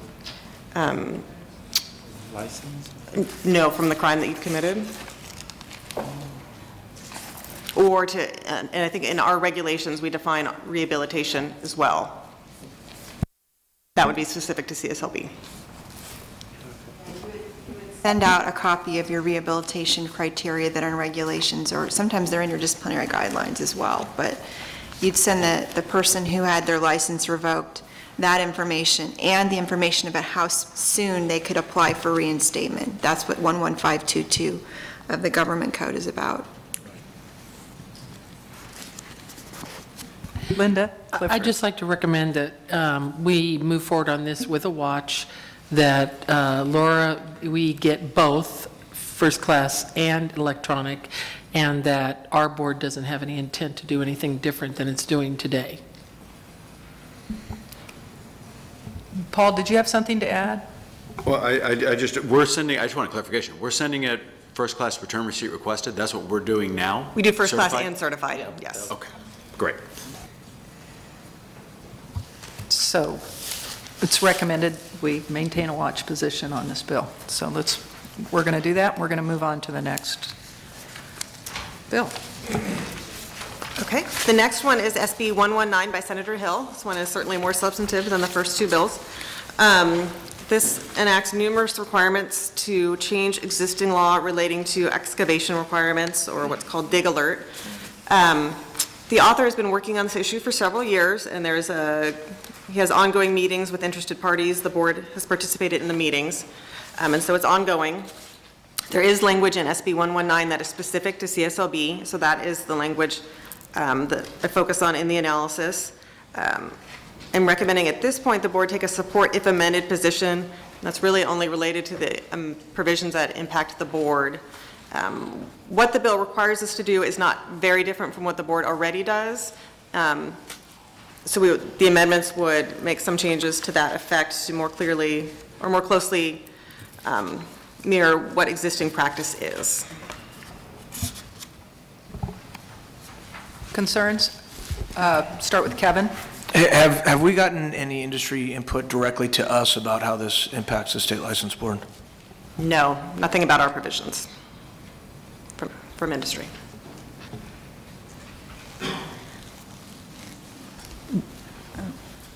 Linda, you had mentioned some concerns. Well, I am concerned that we're getting pulled into something. You're saying that we're doing this already, but we're doing this under a current situation that doesn't have all of these restrictions in them, right? And we don't do the training.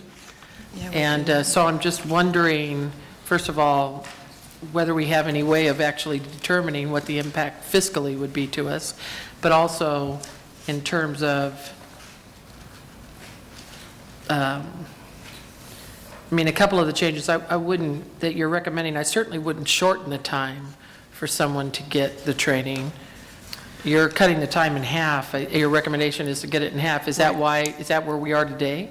That was enforcement's recommendation, was to give them a shorter amount of time to complete training so that you could take further action if the person doesn't complete the training. So if they're going to be facing further disciplinary action, they don't have as much time to do the training, and the board could proceed to the next step.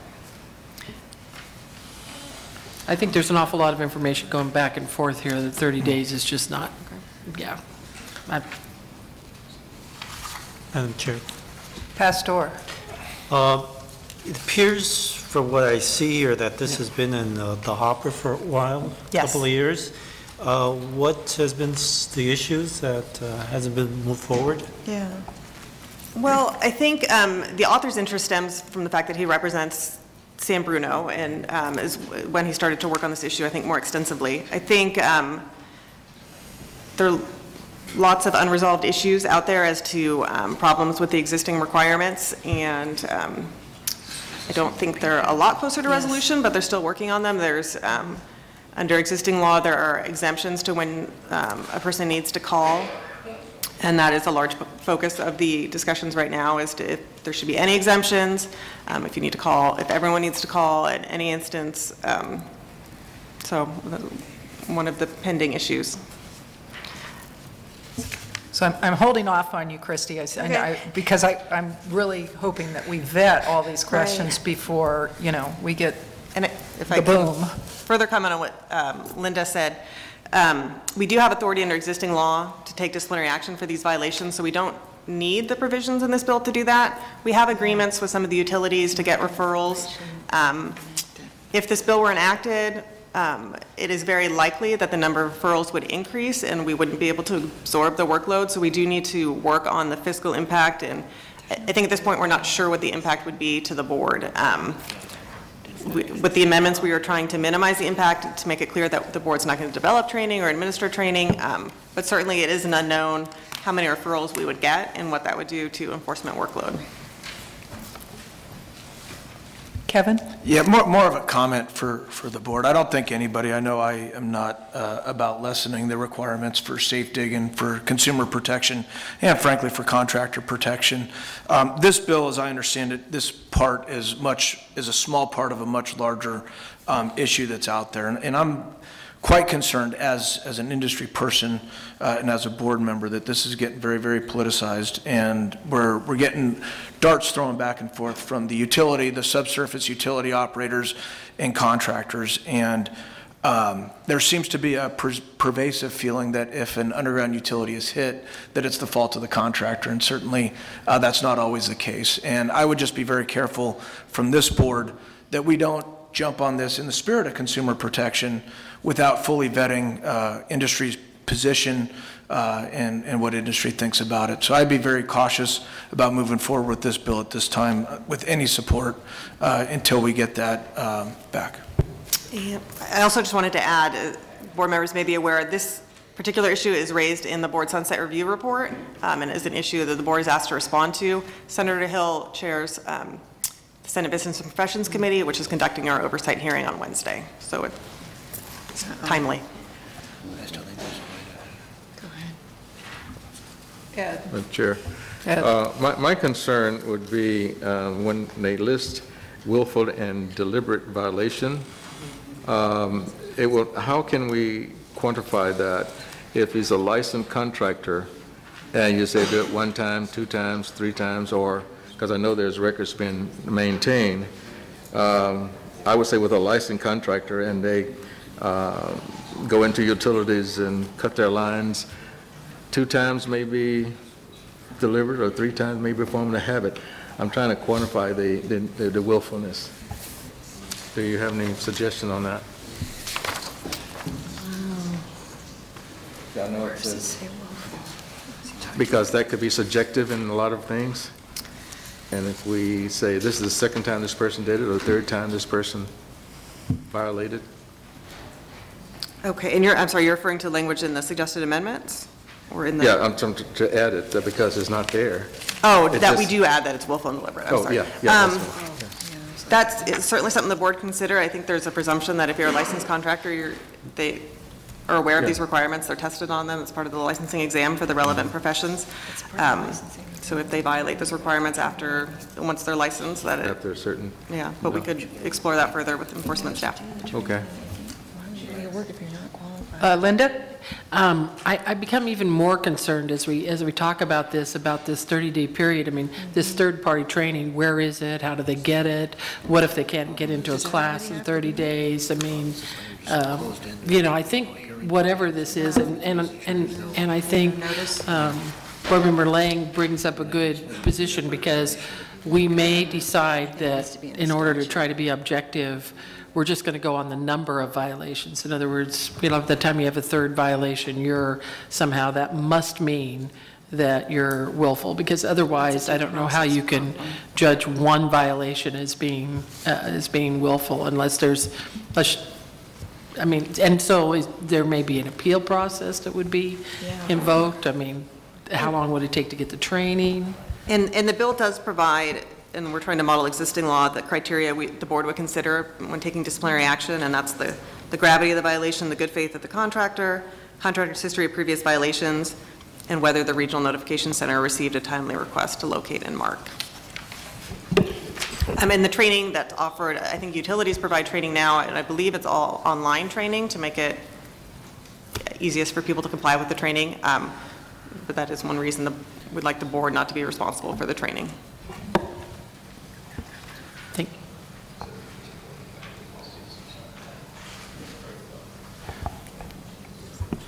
you. Yes, perhaps in light of all of this, maybe it might not be a bad idea to get all the stakeholders together. And I would suggest the utility operators, contractor state license board, and the contractors, the licensees, at least as it relates to this part, to gather more information before we take a position. Laura, you had a response to that? The author's office is conducting stakeholder meetings with all interested parties. Are you suggesting that we do a separate meeting specific to the CSLB's provisions? If they're asking for our support, I think we should. Chair, but not to interrupt, but I don't think that's a good thing to do. The senator has introduced a bill, and the senator is going to have the stakeholder meetings, and it's up to us to comment and work with the senator on the language, and then make a decision as to what we're going to do. That would be the best thing to do. So at this point, we're trying to work with some language here, and we're not far along. Right. We'd like to But I don't support the concept, but right. I don't it sounds think like that there's... having stakeholder meetings and doing all, the senator's office is already I was doing going in a different direction, which was, it may not be something that's right for today, if it needs further discussion. And Right. I think it would be best staff has heard our problems with it, has heard what we like with it, and I think we should direct staff to work with the senator's office and bring back further information to the board. Paul? Paul? Yeah, and then we can bring it to committee and vet it out in a committee setting where we can try and root all this out. And the author's office has indicated there will be another round, or a round of amendments coming for the bill that will make some changes. So if the board would prefer, perhaps they do not want to take action on the bill at this time, and staff can continue to participate in the work group and have informal discussions with the author's office and bring it back at the next board meeting or a legislative committee meeting before the board meeting to further discuss the issues. I do get the impression the board is not comfortable taking a support if amended position. So if staff has the ability to continue to work informally with the author's office, perhaps that is the best course. I would, like to see that happen and possibly go to committee, direct staff to get further information for an upcoming committee meeting that we would set with you folks on the legislative committee. Okay, now, yes. I would ask staff to contact industry groups and at least get their input. Whether or not we have stakeholder meetings, at least just get the input from industry. I think would be very important. Well, and we could perhaps ask staff to participate in our legislative committee. Ask industry to participate, not in it, but maybe testify at it. Of course, following all Bagley-Keene rules. Okay, Christie. First of all, we probably recommend a motion to refer back to legislative committee if that's the committee you want it to actually handle this matter. But there were some issues that we had with the way the language was drafted too. We wanted to make sure that we conveyed those thoughts. I don't know, did you have ones that you wanted to Chair, with all due respect, I would make a motion that we refer it back to Leg Committee and just let it go from there. Okay. Second.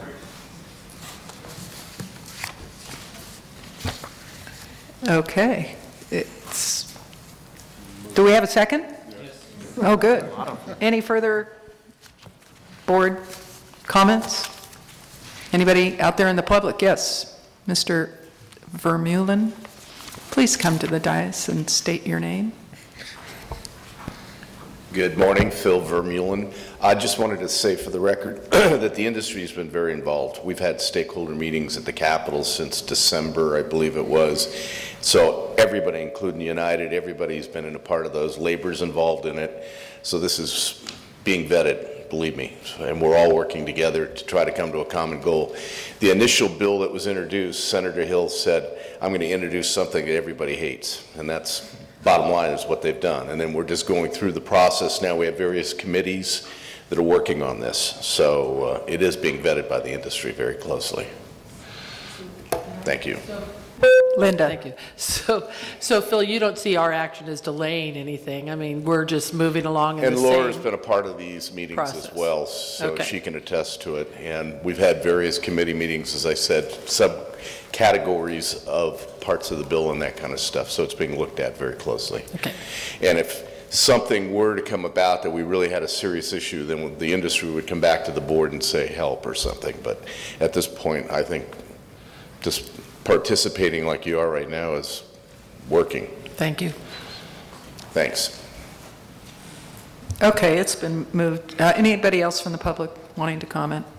All right, moved and seconded that we direct staff to get further information for us and also set up a legislative committee meeting on this subject and perhaps invite industry members to participate and testify for us. All those in favor, take a roll call vote. Kevin Albanese. Augie Beltran. Linda Clifford. Aye. David Diaz. Susan Granzella. Joan Hancock. Aye. Pastor Herrera. Ed Lang. Frank Shetter. Aye. Paul Shafino. Johnny Simpson. Aye. Nancy Springer. Okay, motion carries. Next. SB 465, also by Senator Hill, is the bill that would extend the board sunset date for 4 years. This is As you know, the board will have its sunset review hearing on Wednesday.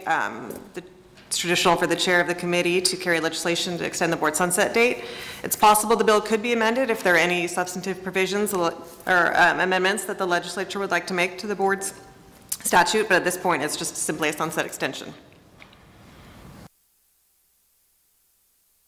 Comments? Nothing to vote on here. I'm sorry? Motion we support. Second. Board comments? Public comment?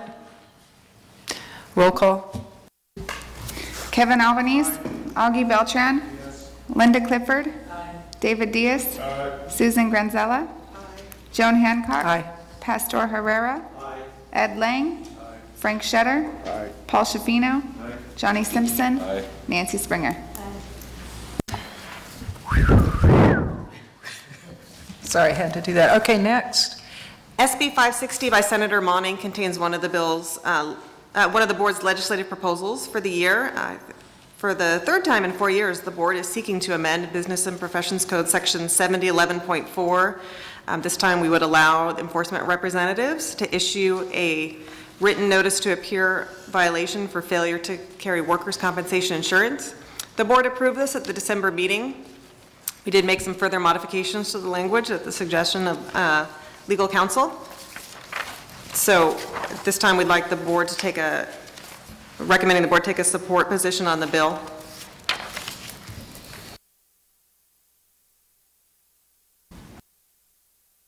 Comments?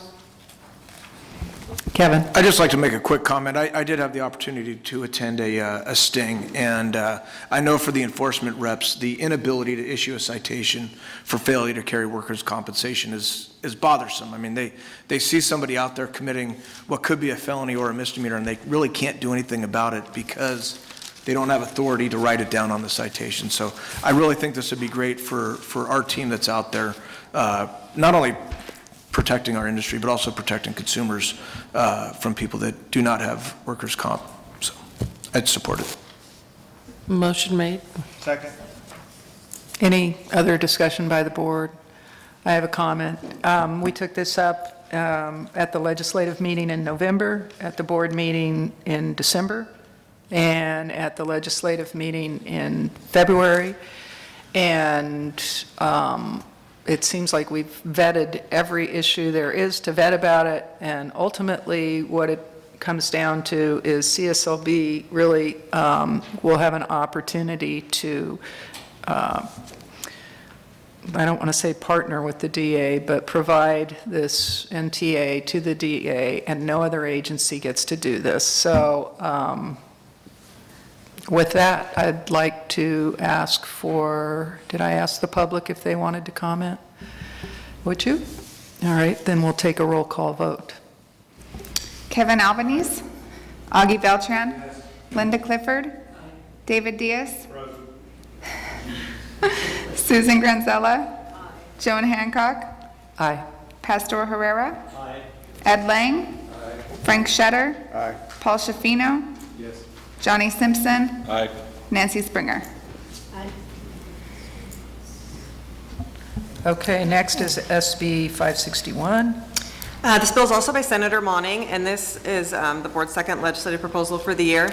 At the December board meeting, the board approved a concept, an outline of this proposal, so the language has been developed. It was reviewed at the legislative committee meeting.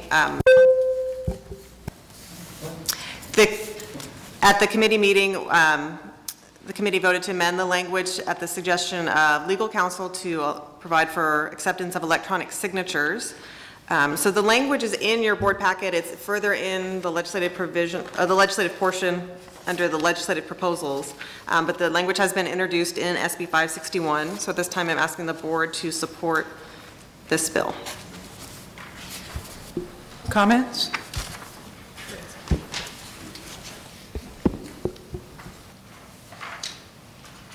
Motion to support.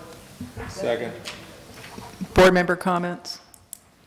Public comments? Roll call vote. Oh, I'm sorry. Kurt, did you have a comment? At the danger of saying too much during a meeting, just a question for Ms. Zuniga. This, the support with this language being added in, correct? The electronic language? That is correct. The bill is in print now. It doesn't have that language, so we would seek to add it through the amendment process. Yes, but for the board to support the bill with this suggested amendment. Okay, thank you. Thank you, Kurt. Roll call vote. Kevin Albanese. Augie Beltran. Linda Clifford. David Diaz. Susan Granzella. Joan Hancock. Pastor Herrera. Ed Lang. Frank Shetter. Paul Shafino. Johnny Simpson. Nancy Springer. Moving to, motion carries. Moving to agenda item I5, review and discussion of possible action regarding 2015 legislative proposals. The first one has just been laid to rest with SB 560 or 561? 560. The next one is the authority amendment to Business and Profession Code, Section 7028.6, authority to issue citations and collection of additional information. Once again, this was something that our legislative committee met over two committee meetings, and we met as a board and talked about this issue in December as well. At the Legislative Committee on February 20th, a motion was made to not proceed with the proposal to authorize CSLB staff to collect Social Security information from non-licensees due to privacy concerns issued by legislative members, our staff, and our legislative committee. A unanimous decision was approved to not proceed with 7028.6. It was recommended we pursue other options and not waste the political capital. Is there any discussion? And would you like to further elaborate? Is there any further discussion on this?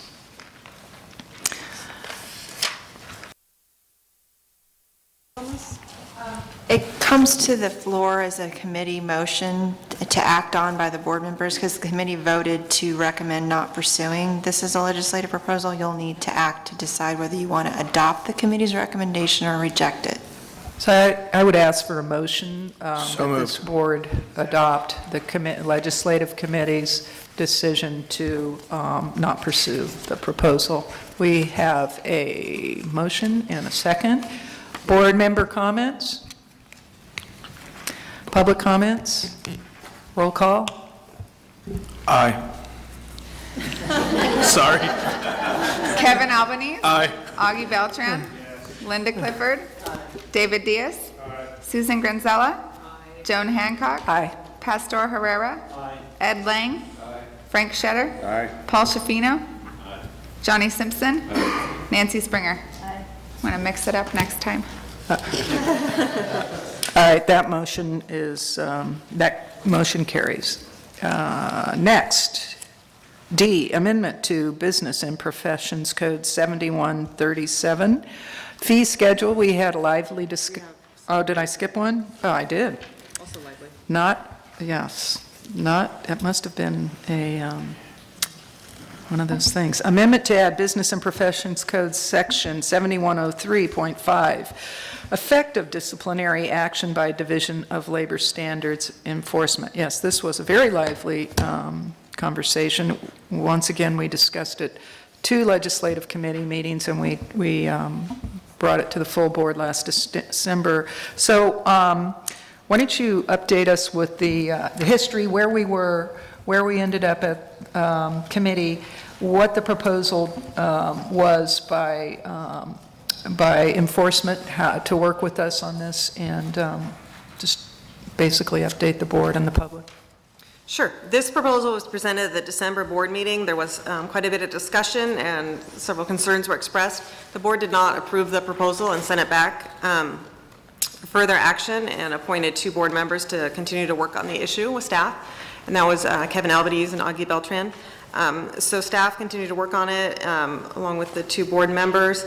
After discussions, staff makes the recommendation that we not pursue the proposal for this year and instead take the 4 actions that are outlined in the analysis. The first would be to suspend licenses pursuant to B&P Code Section 7145.5 for an outstanding civil wage and penalty assessment. We're going to try to use existing authority to suspend licenses for those violations. Also amend the application. These are on page 3 of your packet under the section C of I-5. I see people flipping around there in their packets. There's 4 recommendations. Page 3. 3? Yeah, page 2 of 3 of the document. The second would be to amend our application to require applicants to disclose an outstanding labor or tax liability. Third would be to revise our existing MOU with the Division of Labor Standards Enforcement. And finally, to monitor 2 test accusations that the board is trying to take action under existing authority to determine whether or not we need to make further changes to the statute. Chair? So moved. Mr. Beltran. So moved. Second. Second. Board member comments. Public comment. All right. Kurt, did you have something? Just want to be clear on the motion is to accept the committee's recommendation on this matter. That's just to clarify the motion, because... Do you want to Yeah. re-amend or amend your motion, Augie? No, he knows what my motion is. Yeah. No, it was so forcefully and so quickly said, I just wanted to make sure. Any public comment? Okay, so it's been moved and seconded to accept the legislative committee's, I'm sorry?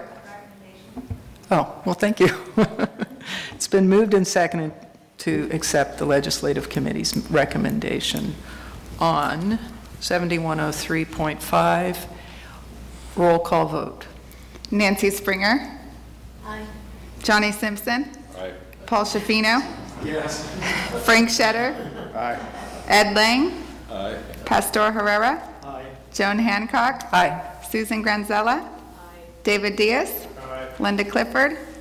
Augie Beltran. Yes. Kevin Albanese. Thank you. If we had just had some coffee. Oh, that's an inside joke. Okay. Moving on to, where are we? 7137.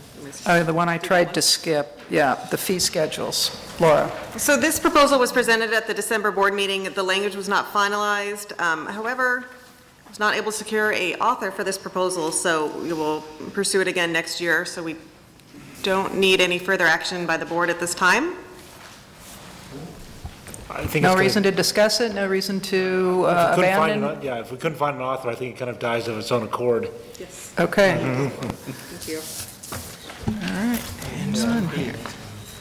Where are we now? Now we're on the home improvement one. Thank Sorry, you. covered by- So that takes us to the HIS salesperson, home improvement salesperson registration, which we covered by SB 561. So we're done with that as well, which brings us to the end, Mr. Chair, of the Legislative Committee report, proposals, recommendations. I want to thank Laura for all your hard work as usual, and thank the committee for meeting again over this stuff, and thank you, board. Okay, Executive Committee, review and approval of Register of Duty Statement. Cindy Christensen. As was told to you when you made the hiring of the registrar position, this is the final step. The board needs to formally approve the duty statement that follows. And that was easy.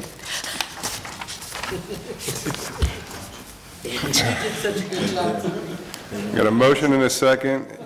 Any, Is it a motion to approve the duty statement? yes. Any board members?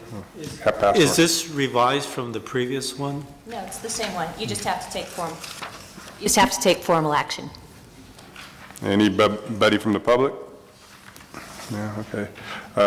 Roll call vote. Kevin Albanese. Augie Beltran. Linda Clifford. David Diaz. Susan Granzella. Joan Hancock. Pastor Herrera. Ed Lang. Frank Shetter. Paul Shafino. Johnny Simpson. Nancy Springer. Yes. Administration update regarding personnel and facilities. Just a few updates from the last board meeting. There really isn't that much going on. We do want to report that there is a record low of vacancies right now. We have 30 vacancies. Typically, we've been around 40. And as I reported, we'll be hiring the new chief deputy within a month or so.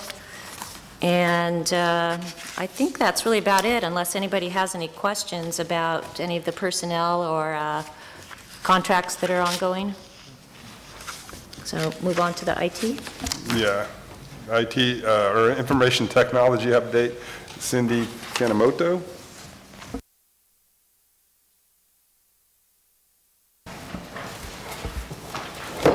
Good morning, Board Chair, Board members. Again, my name is Cindy Kanemoto. I'm the Chief Information Officer for CSLB. And we have some statistics in your packet, and I don't need to go over all of those with you. What I'm really here for today is to talk about two things. Number one is the Breeze update. What we are doing at CSLB to prepare for Breeze is we are mapping all of the current processes so that we can make sure that we have the right requirements when we get to a stage where we are engaged with the Breeze project. Right now, the Breeze project is kind of in a holding pattern, so to speak, as they are waiting for the legislature to make a decision regarding an amendment to change the current contract and to add dollars to the Breeze budget. So that's as much as we know about the Breeze project at this time. But what we're doing at the board is to ensure that we are capturing all of the processes that are necessary to create a very robust technology change for the board and bring those components into action for our licensees. In the meantime, what we're doing is we're moving forward. And I have Keith Kuhn here to talk about and demonstrate what we're doing with the e-payment expansion. Currently, individuals can only come up to Sacramento to make a credit card payment at a kiosk that is at our headquarters location.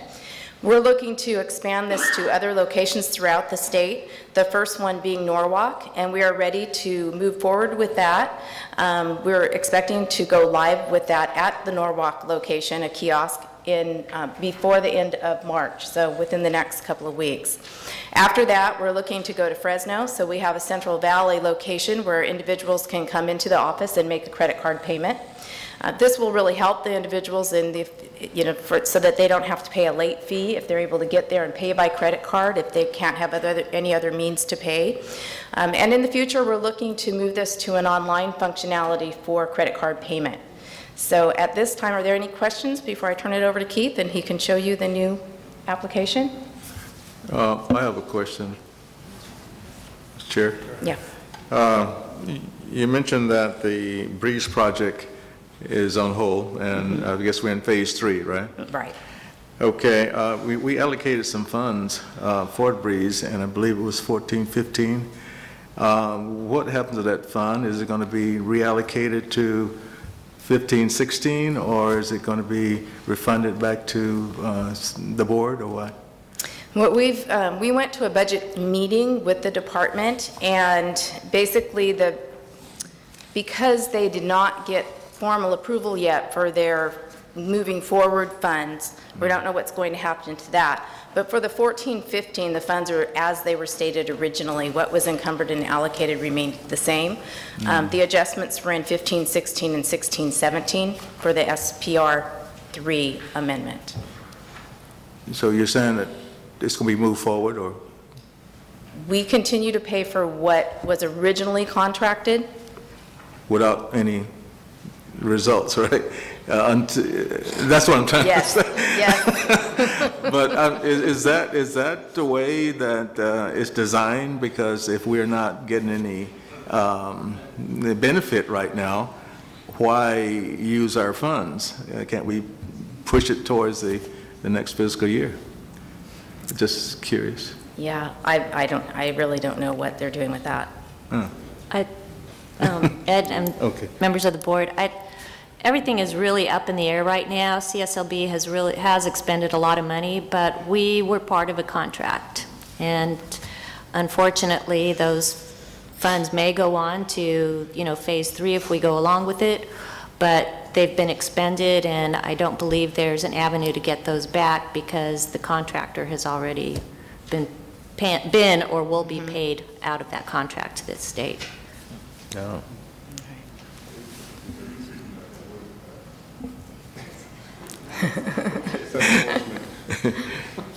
That's all I have. It just seemed like something should have been moved forward, but since we've parted the pie, and I guess we can't split up the pie. Okay, thank you. Exactly. Okay, thank you. So I'll go ahead and introduce Keith Kuhn. Are you taking general questions? Yes, sure. Are you going to be talking about web scraping or not? I can talk about web scraping. No, I just wanted to ask. Okay. In line with this new breeze, the whole issue now is data breaches. And from what I read from the reports that are given to us, we have all kinds of firewalls and all kinds of protections. And sometimes I don't know if bigger is better, but now we're going to go into this new breeze system. And do you feel that there's going to be better protections for data breaching now with the new system? Has that been talked about in your discussions? Or what could you tell us about that? Because I'm also concerned about this web scraping, which seems to be maybe a way to get into our systems. And maybe you could talk about that also. Okay, I'll take the web scraping first. With web scraping, one of the things that we're doing kind of as a pilot that we just initiated was Keith and Andrew Balaam actually created an avenue by which the system, when they go on and do a license search, because that's where they're going through and scraping data, it prompts them to use a CAPTCHA. So they now have to actually click a box, so it requires human intervention. And then if the system determines that may be what they call a robot that's coming in and just scraping, continuously hitting the system, and that's what's brought down the system, they have to type in that CAPTCHA. So that's an insurance that is an actual individual, not a program that's running just to gather that data. That has reduced the hits by more than 50%. From those robots, so we're looking at that. We've already applied that and seeing if that's something we need to keep in place as we move forward, but it was very effective. Now, in regards to the security, as we move to Breeze, OTEC will be maintaining the data. That's the Office of Technology Services for the state, and they have very robust security measures in place and firewalls, and we are also looking to get the industry standard firewall upgrade. We're currently looking at that as well. So we'll have many firewall protections in place to ensure that we're able to protect our data. Thank you. Any other questions? No? Okay, well, at this time, I'll introduce Keith Kuhn, but I also want to give mention to Andrew Balaam, who was very active in creating this application. So after we demonstrate, we'll take questions.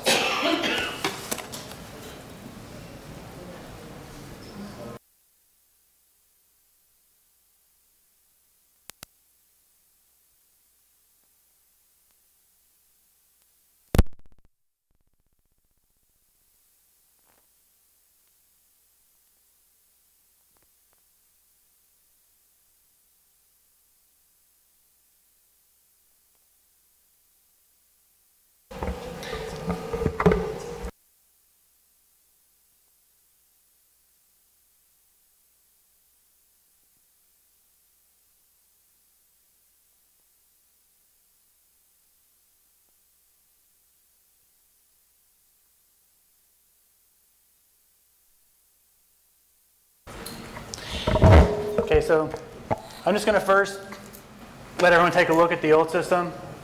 Just the home screen, very text-based, not very contractor friendly.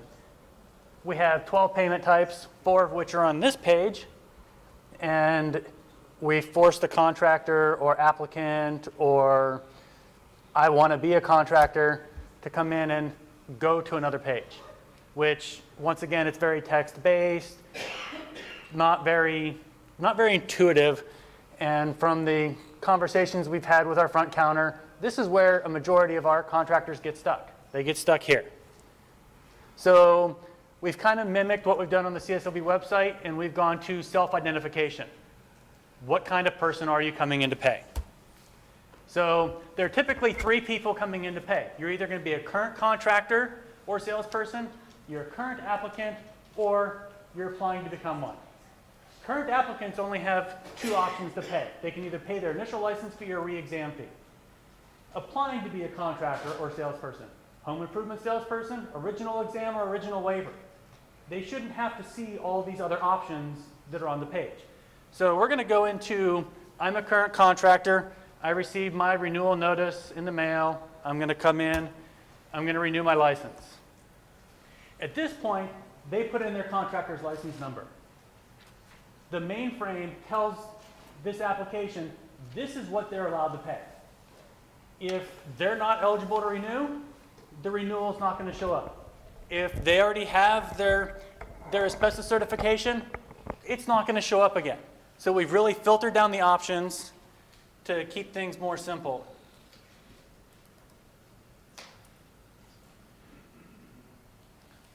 So this is one of our test records in the database. As you can see, they have quite a few options available. You know, they're an inactive contractor, so they could reactivate. They're within their timely window, so they can either go timely, active, or inactive. Here's all the other license modifications that they can undergo. They can apply for the hazardous certification. They can apply for the asbestos certification. So you see a couple options here. We're going to go to timely active renewal. The construction management education account was previously kind of overlooked in e-payment. It was more of a little footnote. If we were going to put a step in here, let's expand it a little bit. There's a paragraph about it. We have an image that's going to be going on here with one of those big giant check pictures with lots of big numbers written on it. Once again, it's just, you know, a more clean, we have instructions in the headers. We have made most of these buttons and interfaces touch friendly. So in the future, when we do eventually get this to the online, that they can do it from their smartphones, they can do it from their tablets.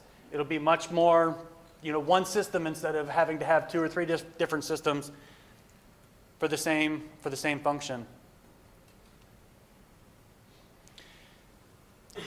Just a standard credit card entry page, you know, with a couple borrowed elements from other items. Don't write down my credit card number. And so instead of making the individual tell me what kind of credit card number it is, we tell them what kind of credit card it is. It's another step of them not having to make a mistake. If they come in with a MasterCard, our default option was Visa. The number of people that got rejected and had to go through the process again by selecting the wrong card type. Options, we actually ran this through a workshop in testing. Big thanks to Wendy and Carol for letting us use one of her workshops as guinea pigs. We handed them types and said, go through our system, tell me what you think, tell me where you get stuck. This was one of them. They weren't sure what the CVV2 code was. So we gave them a nice picture, nice little text.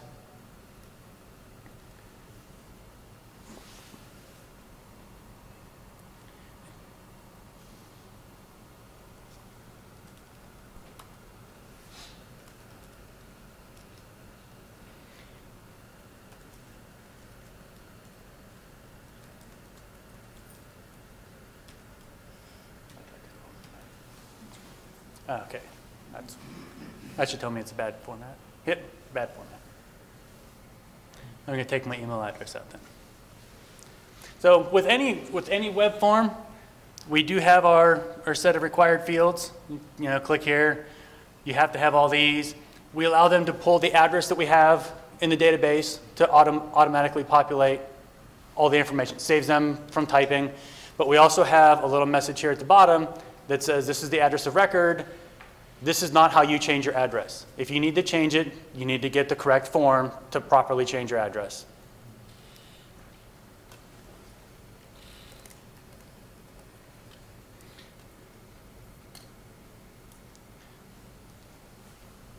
One of the biggest improvements we made was on this page. We now track the licensee information and the payee information. Previously, we only really tracked the person who paid. So if we have a gal who comes in and she'll pay 3 HIS applications a day, 2 or 3 days a week, and all we know is it's a net. We don't know whose application it matches up to. It was rather difficult for cashiering in the front counter to sift through all the papers and figure out who was getting this payment, who had that payment. This one, we actually have licensee information at the top and payment information at the bottom. If I had typed in my own address, it would actually populate the address in here. It would have phone numbers, and all that stuff is also on the receipts. Why do you charge a convenience fee? It's part of our contract. It's part of the contract with official payments. So they're the ones that are charging you then? That's correct. Our terms and conditions in a very similar box. Very, very, actually identical to the previous terms and conditions, only this doesn't have its own page.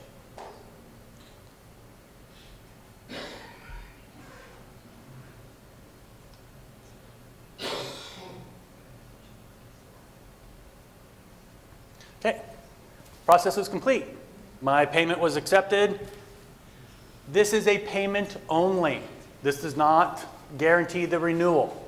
And this language we have up here, we got from Betsy. This is very concise. This is what she wants the contractors to see. You've only paid. If you turn around and walk out with your documents, not following the directions, now you're going to be delinquent. And so we spent a lot of time with the businesses making sure that the language is correct. That was extremely important, that we didn't have somebody go, but I paid, but you didn't turn in your documents. But I paid, well, that doesn't guarantee approval.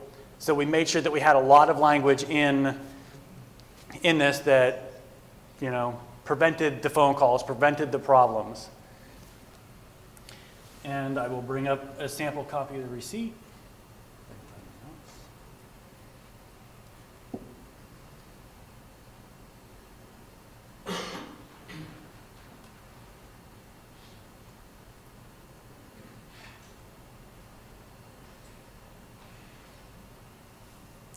This is the current, or the new receipt. It's a PDF. This is the same language as was on the other one. So when we hand them their document, their receipt, and they're going home and they're going, oh, okay, it's not a done deal. I still have other documents that I need to turn in. There's still more steps, more tracking information on the receipts.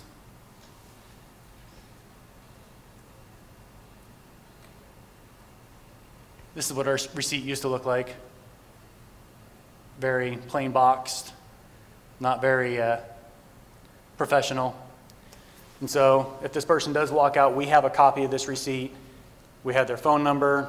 We call them and say, hey, you left without your documents. Just much more clean and professional. These documents are actually going to be part of the documents in Iowa's. We barcoded them for the units, so that way there's less opportunity for transposing numbers, less mistakes. And are there any questions? I think it's great. If the applicant, this looks great, if the applicant does not follow through in a certain period of time, 30 to 60 days, is this fee refundable? No. Good. We do not. Okay. We do not refund fees.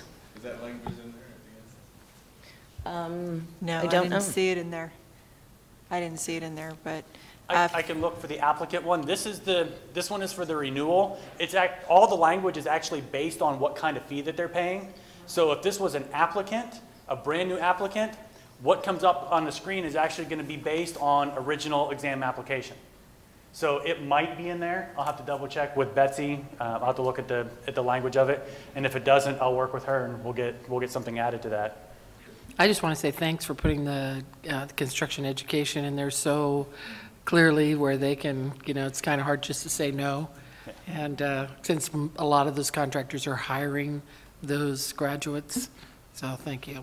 Is that an optional fee? It is an optional fee, and it took a while to get it onto the application. It's on the application, and we send a lot of information out to our association members asking them to do it. And as you may remember last year, we granted quite a bit of money to those programs, and it does make a difference. So including that in that renewal, including in the application, is greatly appreciated. But they do have the option to opt out. Well, if they're stingy. No, I'm just saying. It's voluntary. It's a voluntary. It is totally voluntary. And it says voluntary on it, and it says voluntary on the application. Correct. The actual field for them to put in dollars actually doesn't show up until they press yes, I want to donate. So if they press no, it just moves on to the next field. And so when they press yes, it actually expands the form a little bit more, gives them a field to type in dollars and then continue. And if they accidentally push yes, they can actually still say cancel donation and move on to the next step. I think when they say no, could we have a little thing that says, "Are you sure?"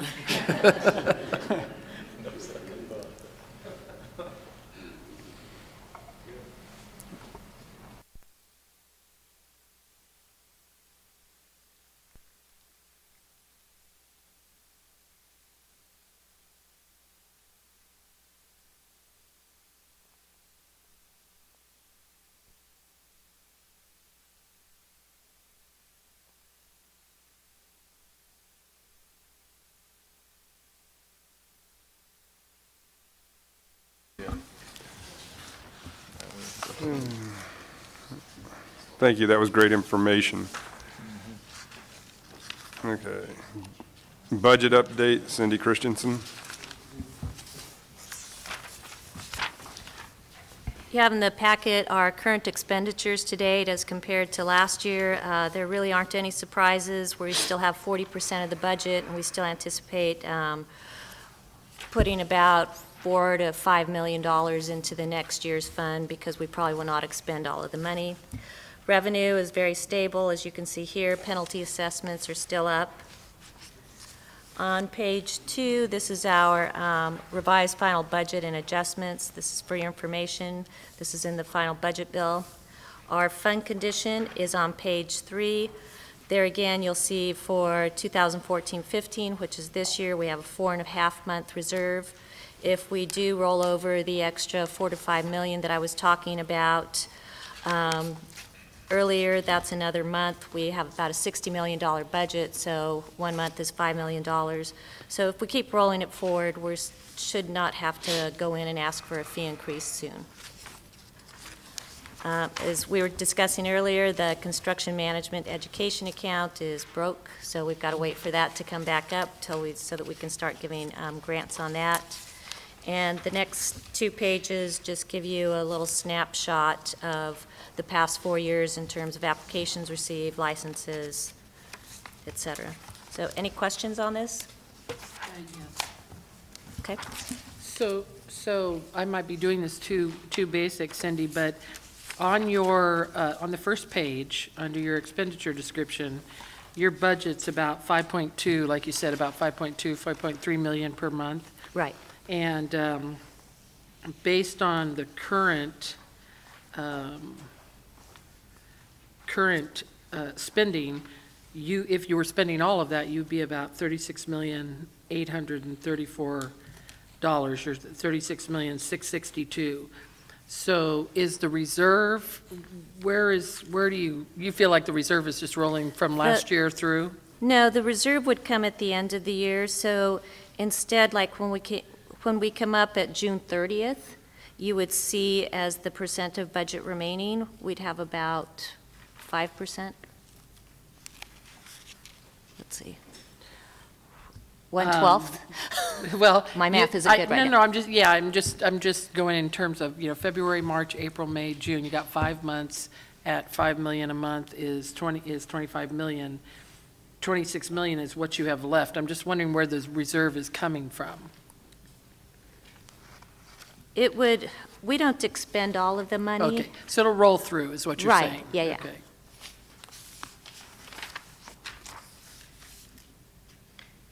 Any other questions?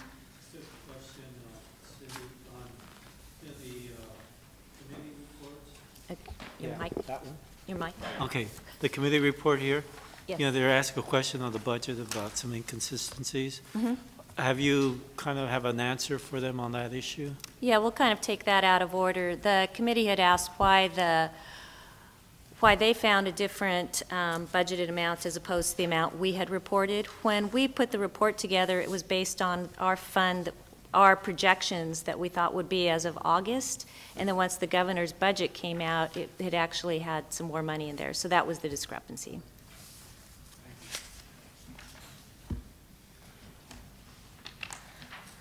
Any other questions? You need a motion to approve? So moved? Oh, we don't need one? I was delegating a lot of power to you, Linda. Strategic plan update. Cindy? On the first 3 pages, you have, let's see, how many pages here? Well, it's the white pages of the strategic plan update. This is the status of the 2014-15 strategic plan that board members approved last year. I don't really see any surprises. A lot of our goals had to be, the target dates we had to move back just because of the Breeze plant, the status of Breeze. I don't know why I'm getting so tongue-tied. But, so that's kind of explains a lot of those. And most of the other items have been completed. As far as public affairs, they did have some delays because they were trying to hire a graphic designer, and they still need to bring a new person on board. So unless there's any questions about the current strategic plan, could just move forward to our proposal for the 15-16. So I'll move ahead. On the 15-16 strategic plan update, staff was directed to come back to the board with what we felt were some good goals and objectives for this next year that we could accomplish. I directed our division chiefs to think big, so you will see some items on here that maybe they'll get accomplished this year, maybe it'll take 5-10 years to do. I think I'll just have each division chief go through their goals and objectives just real briefly. But what the process from here on is, well, these are just for your review today, and just review them today. And then what we'll do is take the particular sections and send them back to committee so that you can have adequate time to review them if you want to add some, or if members of the public want to comment on them. That'll provide another forum for everybody to look at these new goals and objectives. And we should have those meetings in between now and the June board meeting. And hopefully, if everything is okay, we'll bring it to you in June for full approval. So we can just leave them like this, or if you want staff to do an update, maybe just review them right now. Just kind of take them back, review them, and then we can look them at the board meeting. I think these are pretty clear and specific, so I think we're good.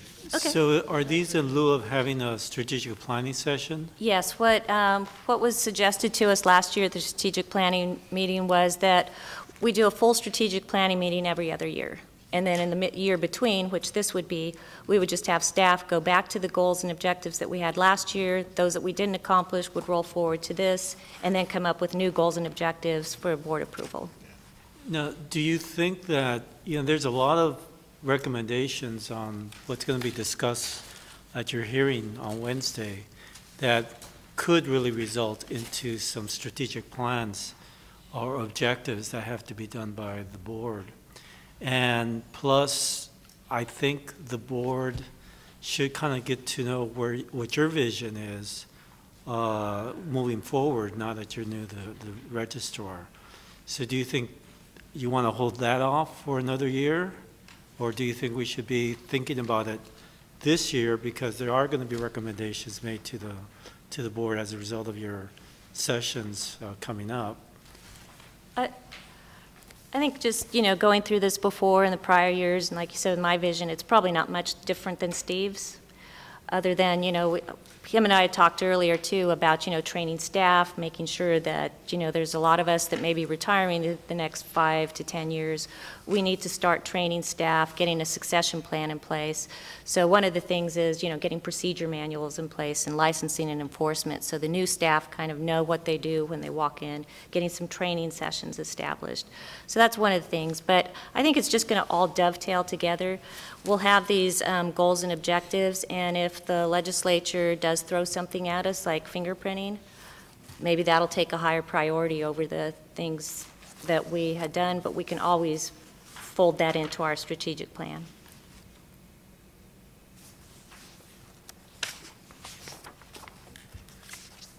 Anything else?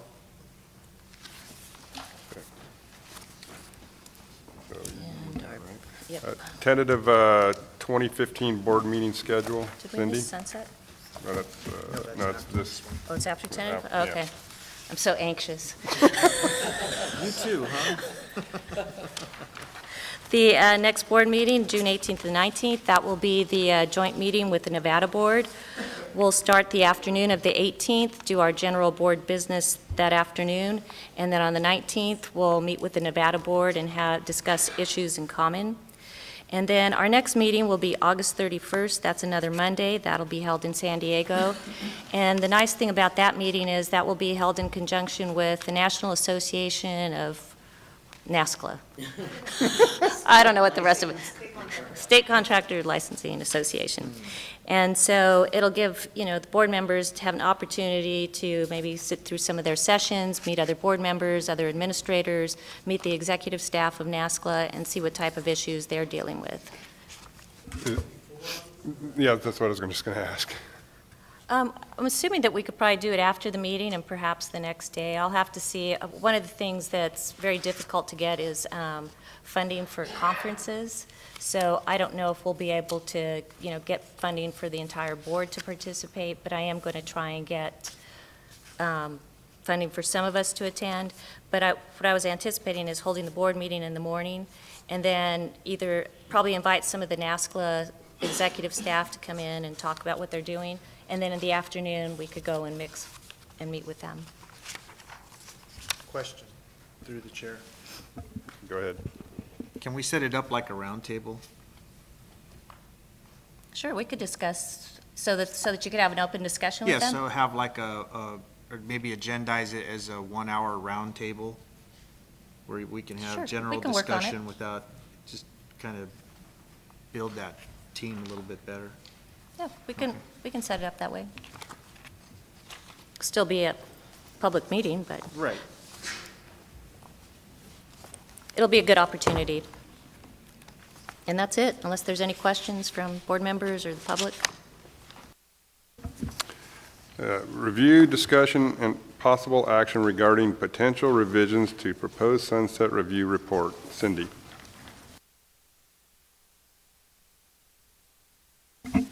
Laura Zuniga had emailed you a copy of the background paper that was distributed by the committee. These are additional issues or some of the same issues that they had put in their original sunset report. In all, there are 15 recommendations. But what I want to back up first, I want to just give you a brief overview of what the sunset process is and why they do it, and basically the process for the hearing.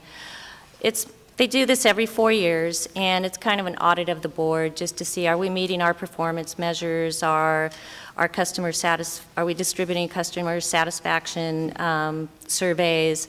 Is our testing unit doing the occupational analyses every 5 to 7 years as they should be? But along with that, I've found over the years that this is very helpful to the board in getting legislation through. Several years ago, when there was a cap placed on bills, this was an avenue for the boards to get some legislation within that year that could be done pretty fast instead of having to wait for a year or two. So it is a helpful process as well. So there were 15 issues. Most of them the board has taken action on before. I'll just go over them very, very briefly. And then what we'll do right now, over the past, let's see, we got the issues Thursday? The final issues Thursday, Laura? Yes. So over the past few days and over the weekend, we've been working on finalizing this report. It's not due until 30 days from the receipt, right? Yes. So we'll be submitting it later, but on Wednesday, it'll be Dave Diaz, Dave Fote, and I will testify and give brief responses to the committee on that day. And then once the report's finalized, we'll provide a copy to all of you for your records. So let's see. The recommendations start on page 20. And the first issue has to do with lack of staffing with the board, mainly in its enforcement and licensing. They're concerned that we had several positions taken away over the years, and how is the board functioning? Are we keeping up with our license renewals, applications in a timely manner? And so our response to this is going to be, in some respects, with the recession, we were very fortunate because although we lost staff, we were able to maintain our workload because the volume of applications had dropped. And so that works in licensing. In enforcement, they are also keeping up with their workload, but we do need additional staff in two areas. The underground economy, where we have we're going to go forward with a public works budget change proposal. We tried going forward with that last year. It never made it anywhere. And then we also want to seek additional staff in SWIFT in our 3 remote areas, Mendocino, Santa Barbara, and what's the third one, Dave? Stanislaus. So we're going to request that they consider assisting us getting staff in those areas. And then also, we have had a substantial rise in our citation workload. We're using temporary help right now to get that workload taken care of, and then we're redirecting staff. But if it turns out that we cannot maintain processing our citations timely and our hearings, then we will go forward with additional staff, but right now we're just watching that area. So that's what we're going to be telling the staff there. What was the second one, Cindy? You said underground economy and SWIFT. SWIFT. Well, it's underground economy. It comprises 2. Would be the public works and additional SWIFT, and then the second one would be just kind of a watch on our citations unit. Thank you.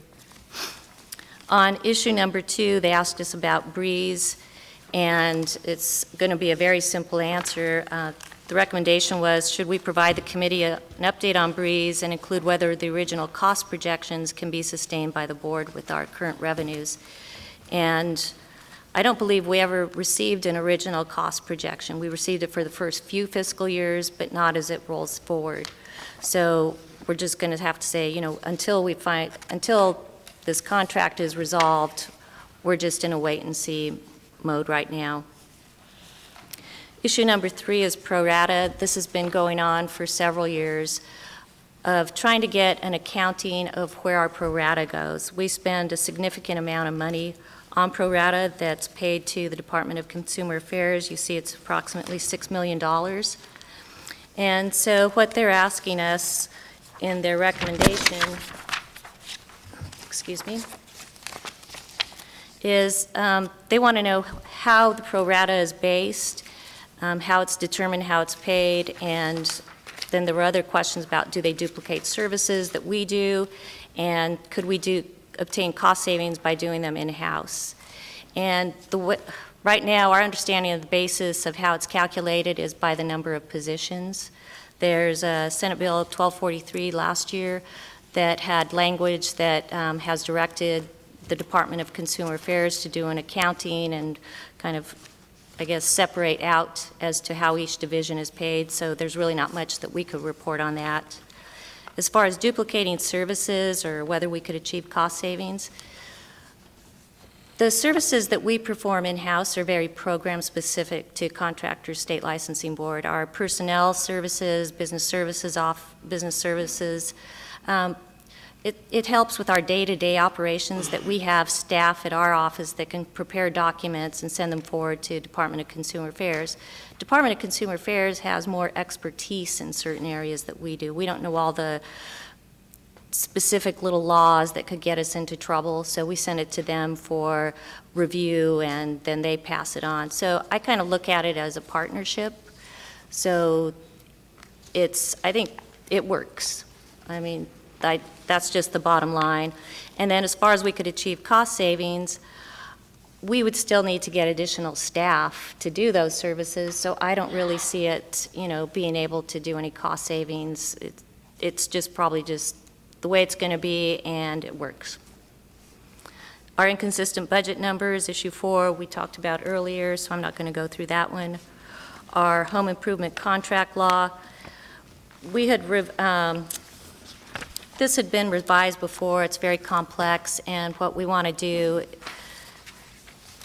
is just to simplify it. We may have to break up the law, but the contract is very complex with all the disclosures. The consumers don't understand it, and so we're hoping that maybe the Sunset Review Committee can help us in maybe changing the language to assist in simplifying this section of law.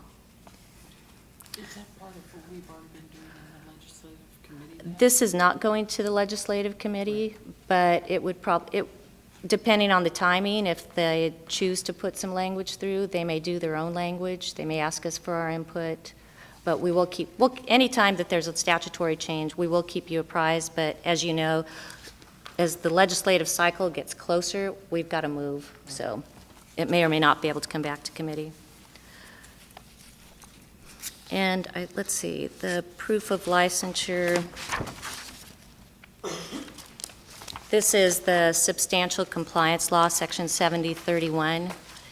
And the board is very sensitive to how this impacts our members in industry. And so what we're suggesting is a couple of alternatives that industry either take our language that we put in the prior bill as it was, where it would impact consumers and contractors, or narrow it to cases where a contractor versus contractor situation arises, where maybe a prime contractor gets into a disagreement with a subcontractor, so they start looking for all these little ways to determine if they were unlicensed for a few days. They're just more sophisticated type of consumers, and perhaps maybe that's a better way to go, just kind of take little baby steps. So that's what we're going to suggest on that one. Issue number 7 is retroactive fingerprinting. This would, let's see, I've got some notes here. This would really impact industry because they would have to fingerprint at the time of renewal. And if it's not done, soon enough, their license could become expired, triggering the 7031. So if it was implemented, we'd have to be very careful as to how we'd implement it. The second one is that it's very limited to the consumers because the construction law is different than very many other laws. We don't license individuals, we license companies. And the individuals that enter consumers' homes are employees, they're not the contractor that's been fingerprinted. So we just don't believe that it's very effective in that way. And then probably the biggest thing is the cost. We're proposing to phase it in 3 renewal cycles, which is about 6 years. We would need about 7.5 employees in licensing and 4 employees in enforcement.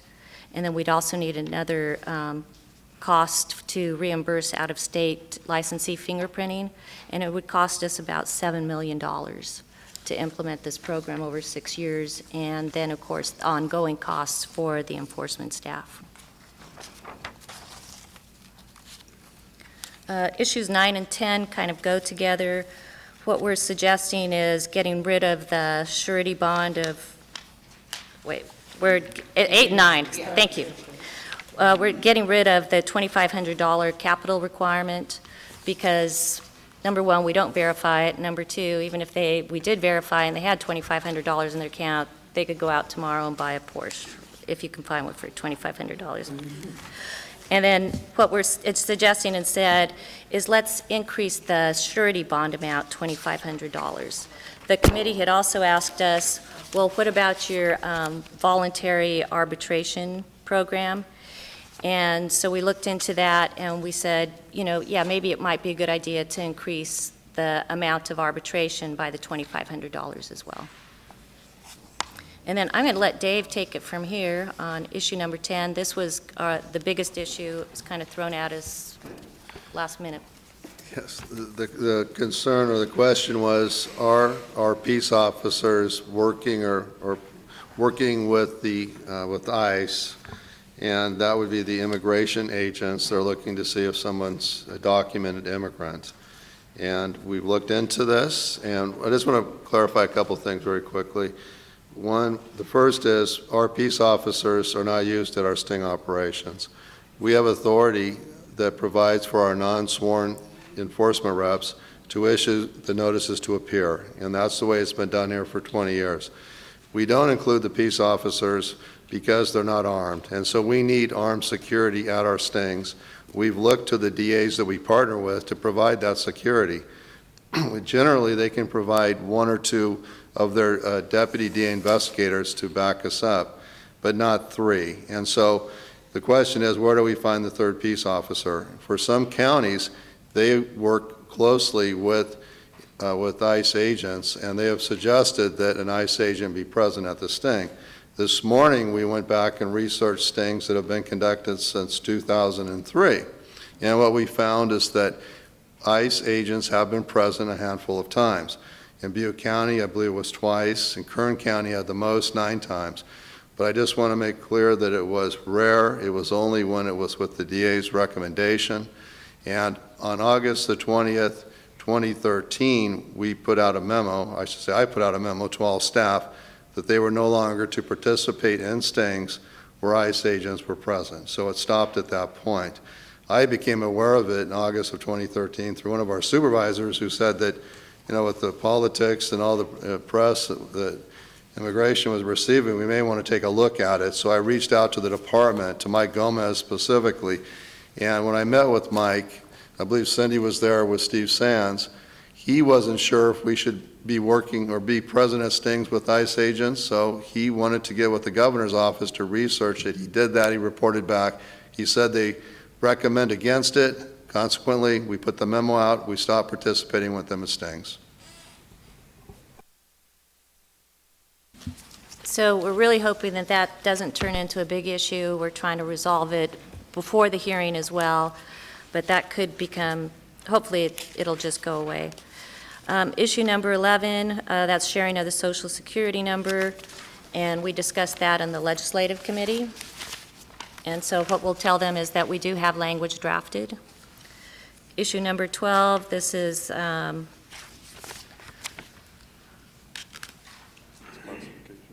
misclassification. Again, that was taken care of in the enforcement report with those 4 alternatives. And then issue number 13, the enforcement priorities. Just let David do that one. And then we've already discussed the infrastructure 14 and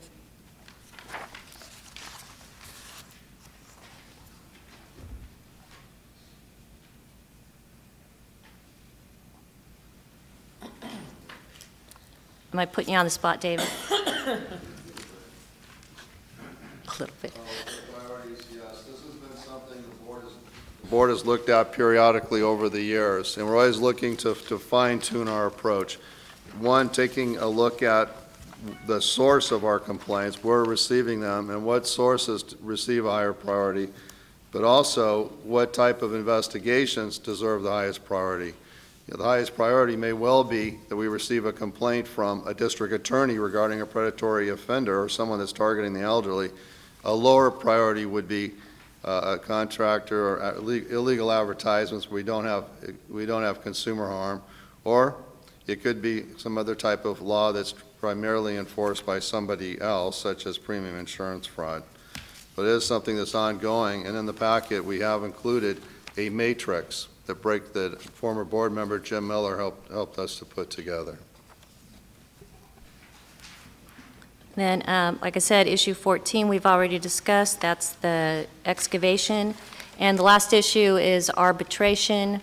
And that's the issue where when a consumer and a contractor go into arbitration and the consumer loses their case, we have had instances of the contractor who has hired an attorney to represent them during those arbitrations, going back and suing the consumer to get those costs back. And what we're going to suggest is that that we be able to get some language in there to prevent that. It got stalled in some of the committees the last time we tried putting it, well, it really didn't get stalled. They made suggestions to our program that just wouldn't work with our current arbitration contractor. So that is about it. Are there any questions? Any questions? Good luck. I just have a comment that I think there was 3 of us that are being going through the Senate Rules Committee, and we were interviewed, not together, individually, but this issue, well, when I was interviewed, there was about six staff members, 2 from the Rules Committee and 4 from the legislative offices, and this issue of fingerprinting was asked. And, I felt a little uncomfortable my response, and I just told them that it was probably an issue that we need to discuss further at the board. So I really think that this is an issue that's not going to go away, and I think we're going to have to deal with it down the road, and one for strategic planning, I guess, too. Ditto there on 7031. Any other questions? Anybody from the public? No. Before I entertain a motion to adjourn, I'd like to thank the board members. Oh, Doesn't staff need a motion to approve the recommendations for responses to the Sunset Review report? So moved. I don't think we really need they've pretty much discussed these in the past. I guess because we think it's like a formal report in response, that typically that's what we do. I mean, if you want to. So moved. You mean this response here, Christy? Or the answers that I was talking about? The answers that you were talking about. We don't have that in a formal document. Well, it was agendized as. Yeah, I think, Mr. Chairman, members, we're just responding to the agenda item, which is possible action or potential revisions. I presume if there's no potential revisions, then we don't need a motion, but I don't know if this is the potential. I just thought it was possible. I mean, if there was something that had come out from us that we would need board direction or action on, I specifically tailored it so that they could take action on it. I mean, if they would like to. To the chair, I make a motion, we approve the report as submitted. second. Okay, any? Get me out of it. How about as received? But we didn't write this. No, that's not our. Okay. Yeah, that's the Senate, yes. I withdraw my motion, sorry. Okay, well, again, I'd like to thank all the board members. Thank you, staff. You guys, as usual, done an amazing job. And legal counsel, thank you for trying to keep us out of trouble. Motion to adjourn? Get your gavel.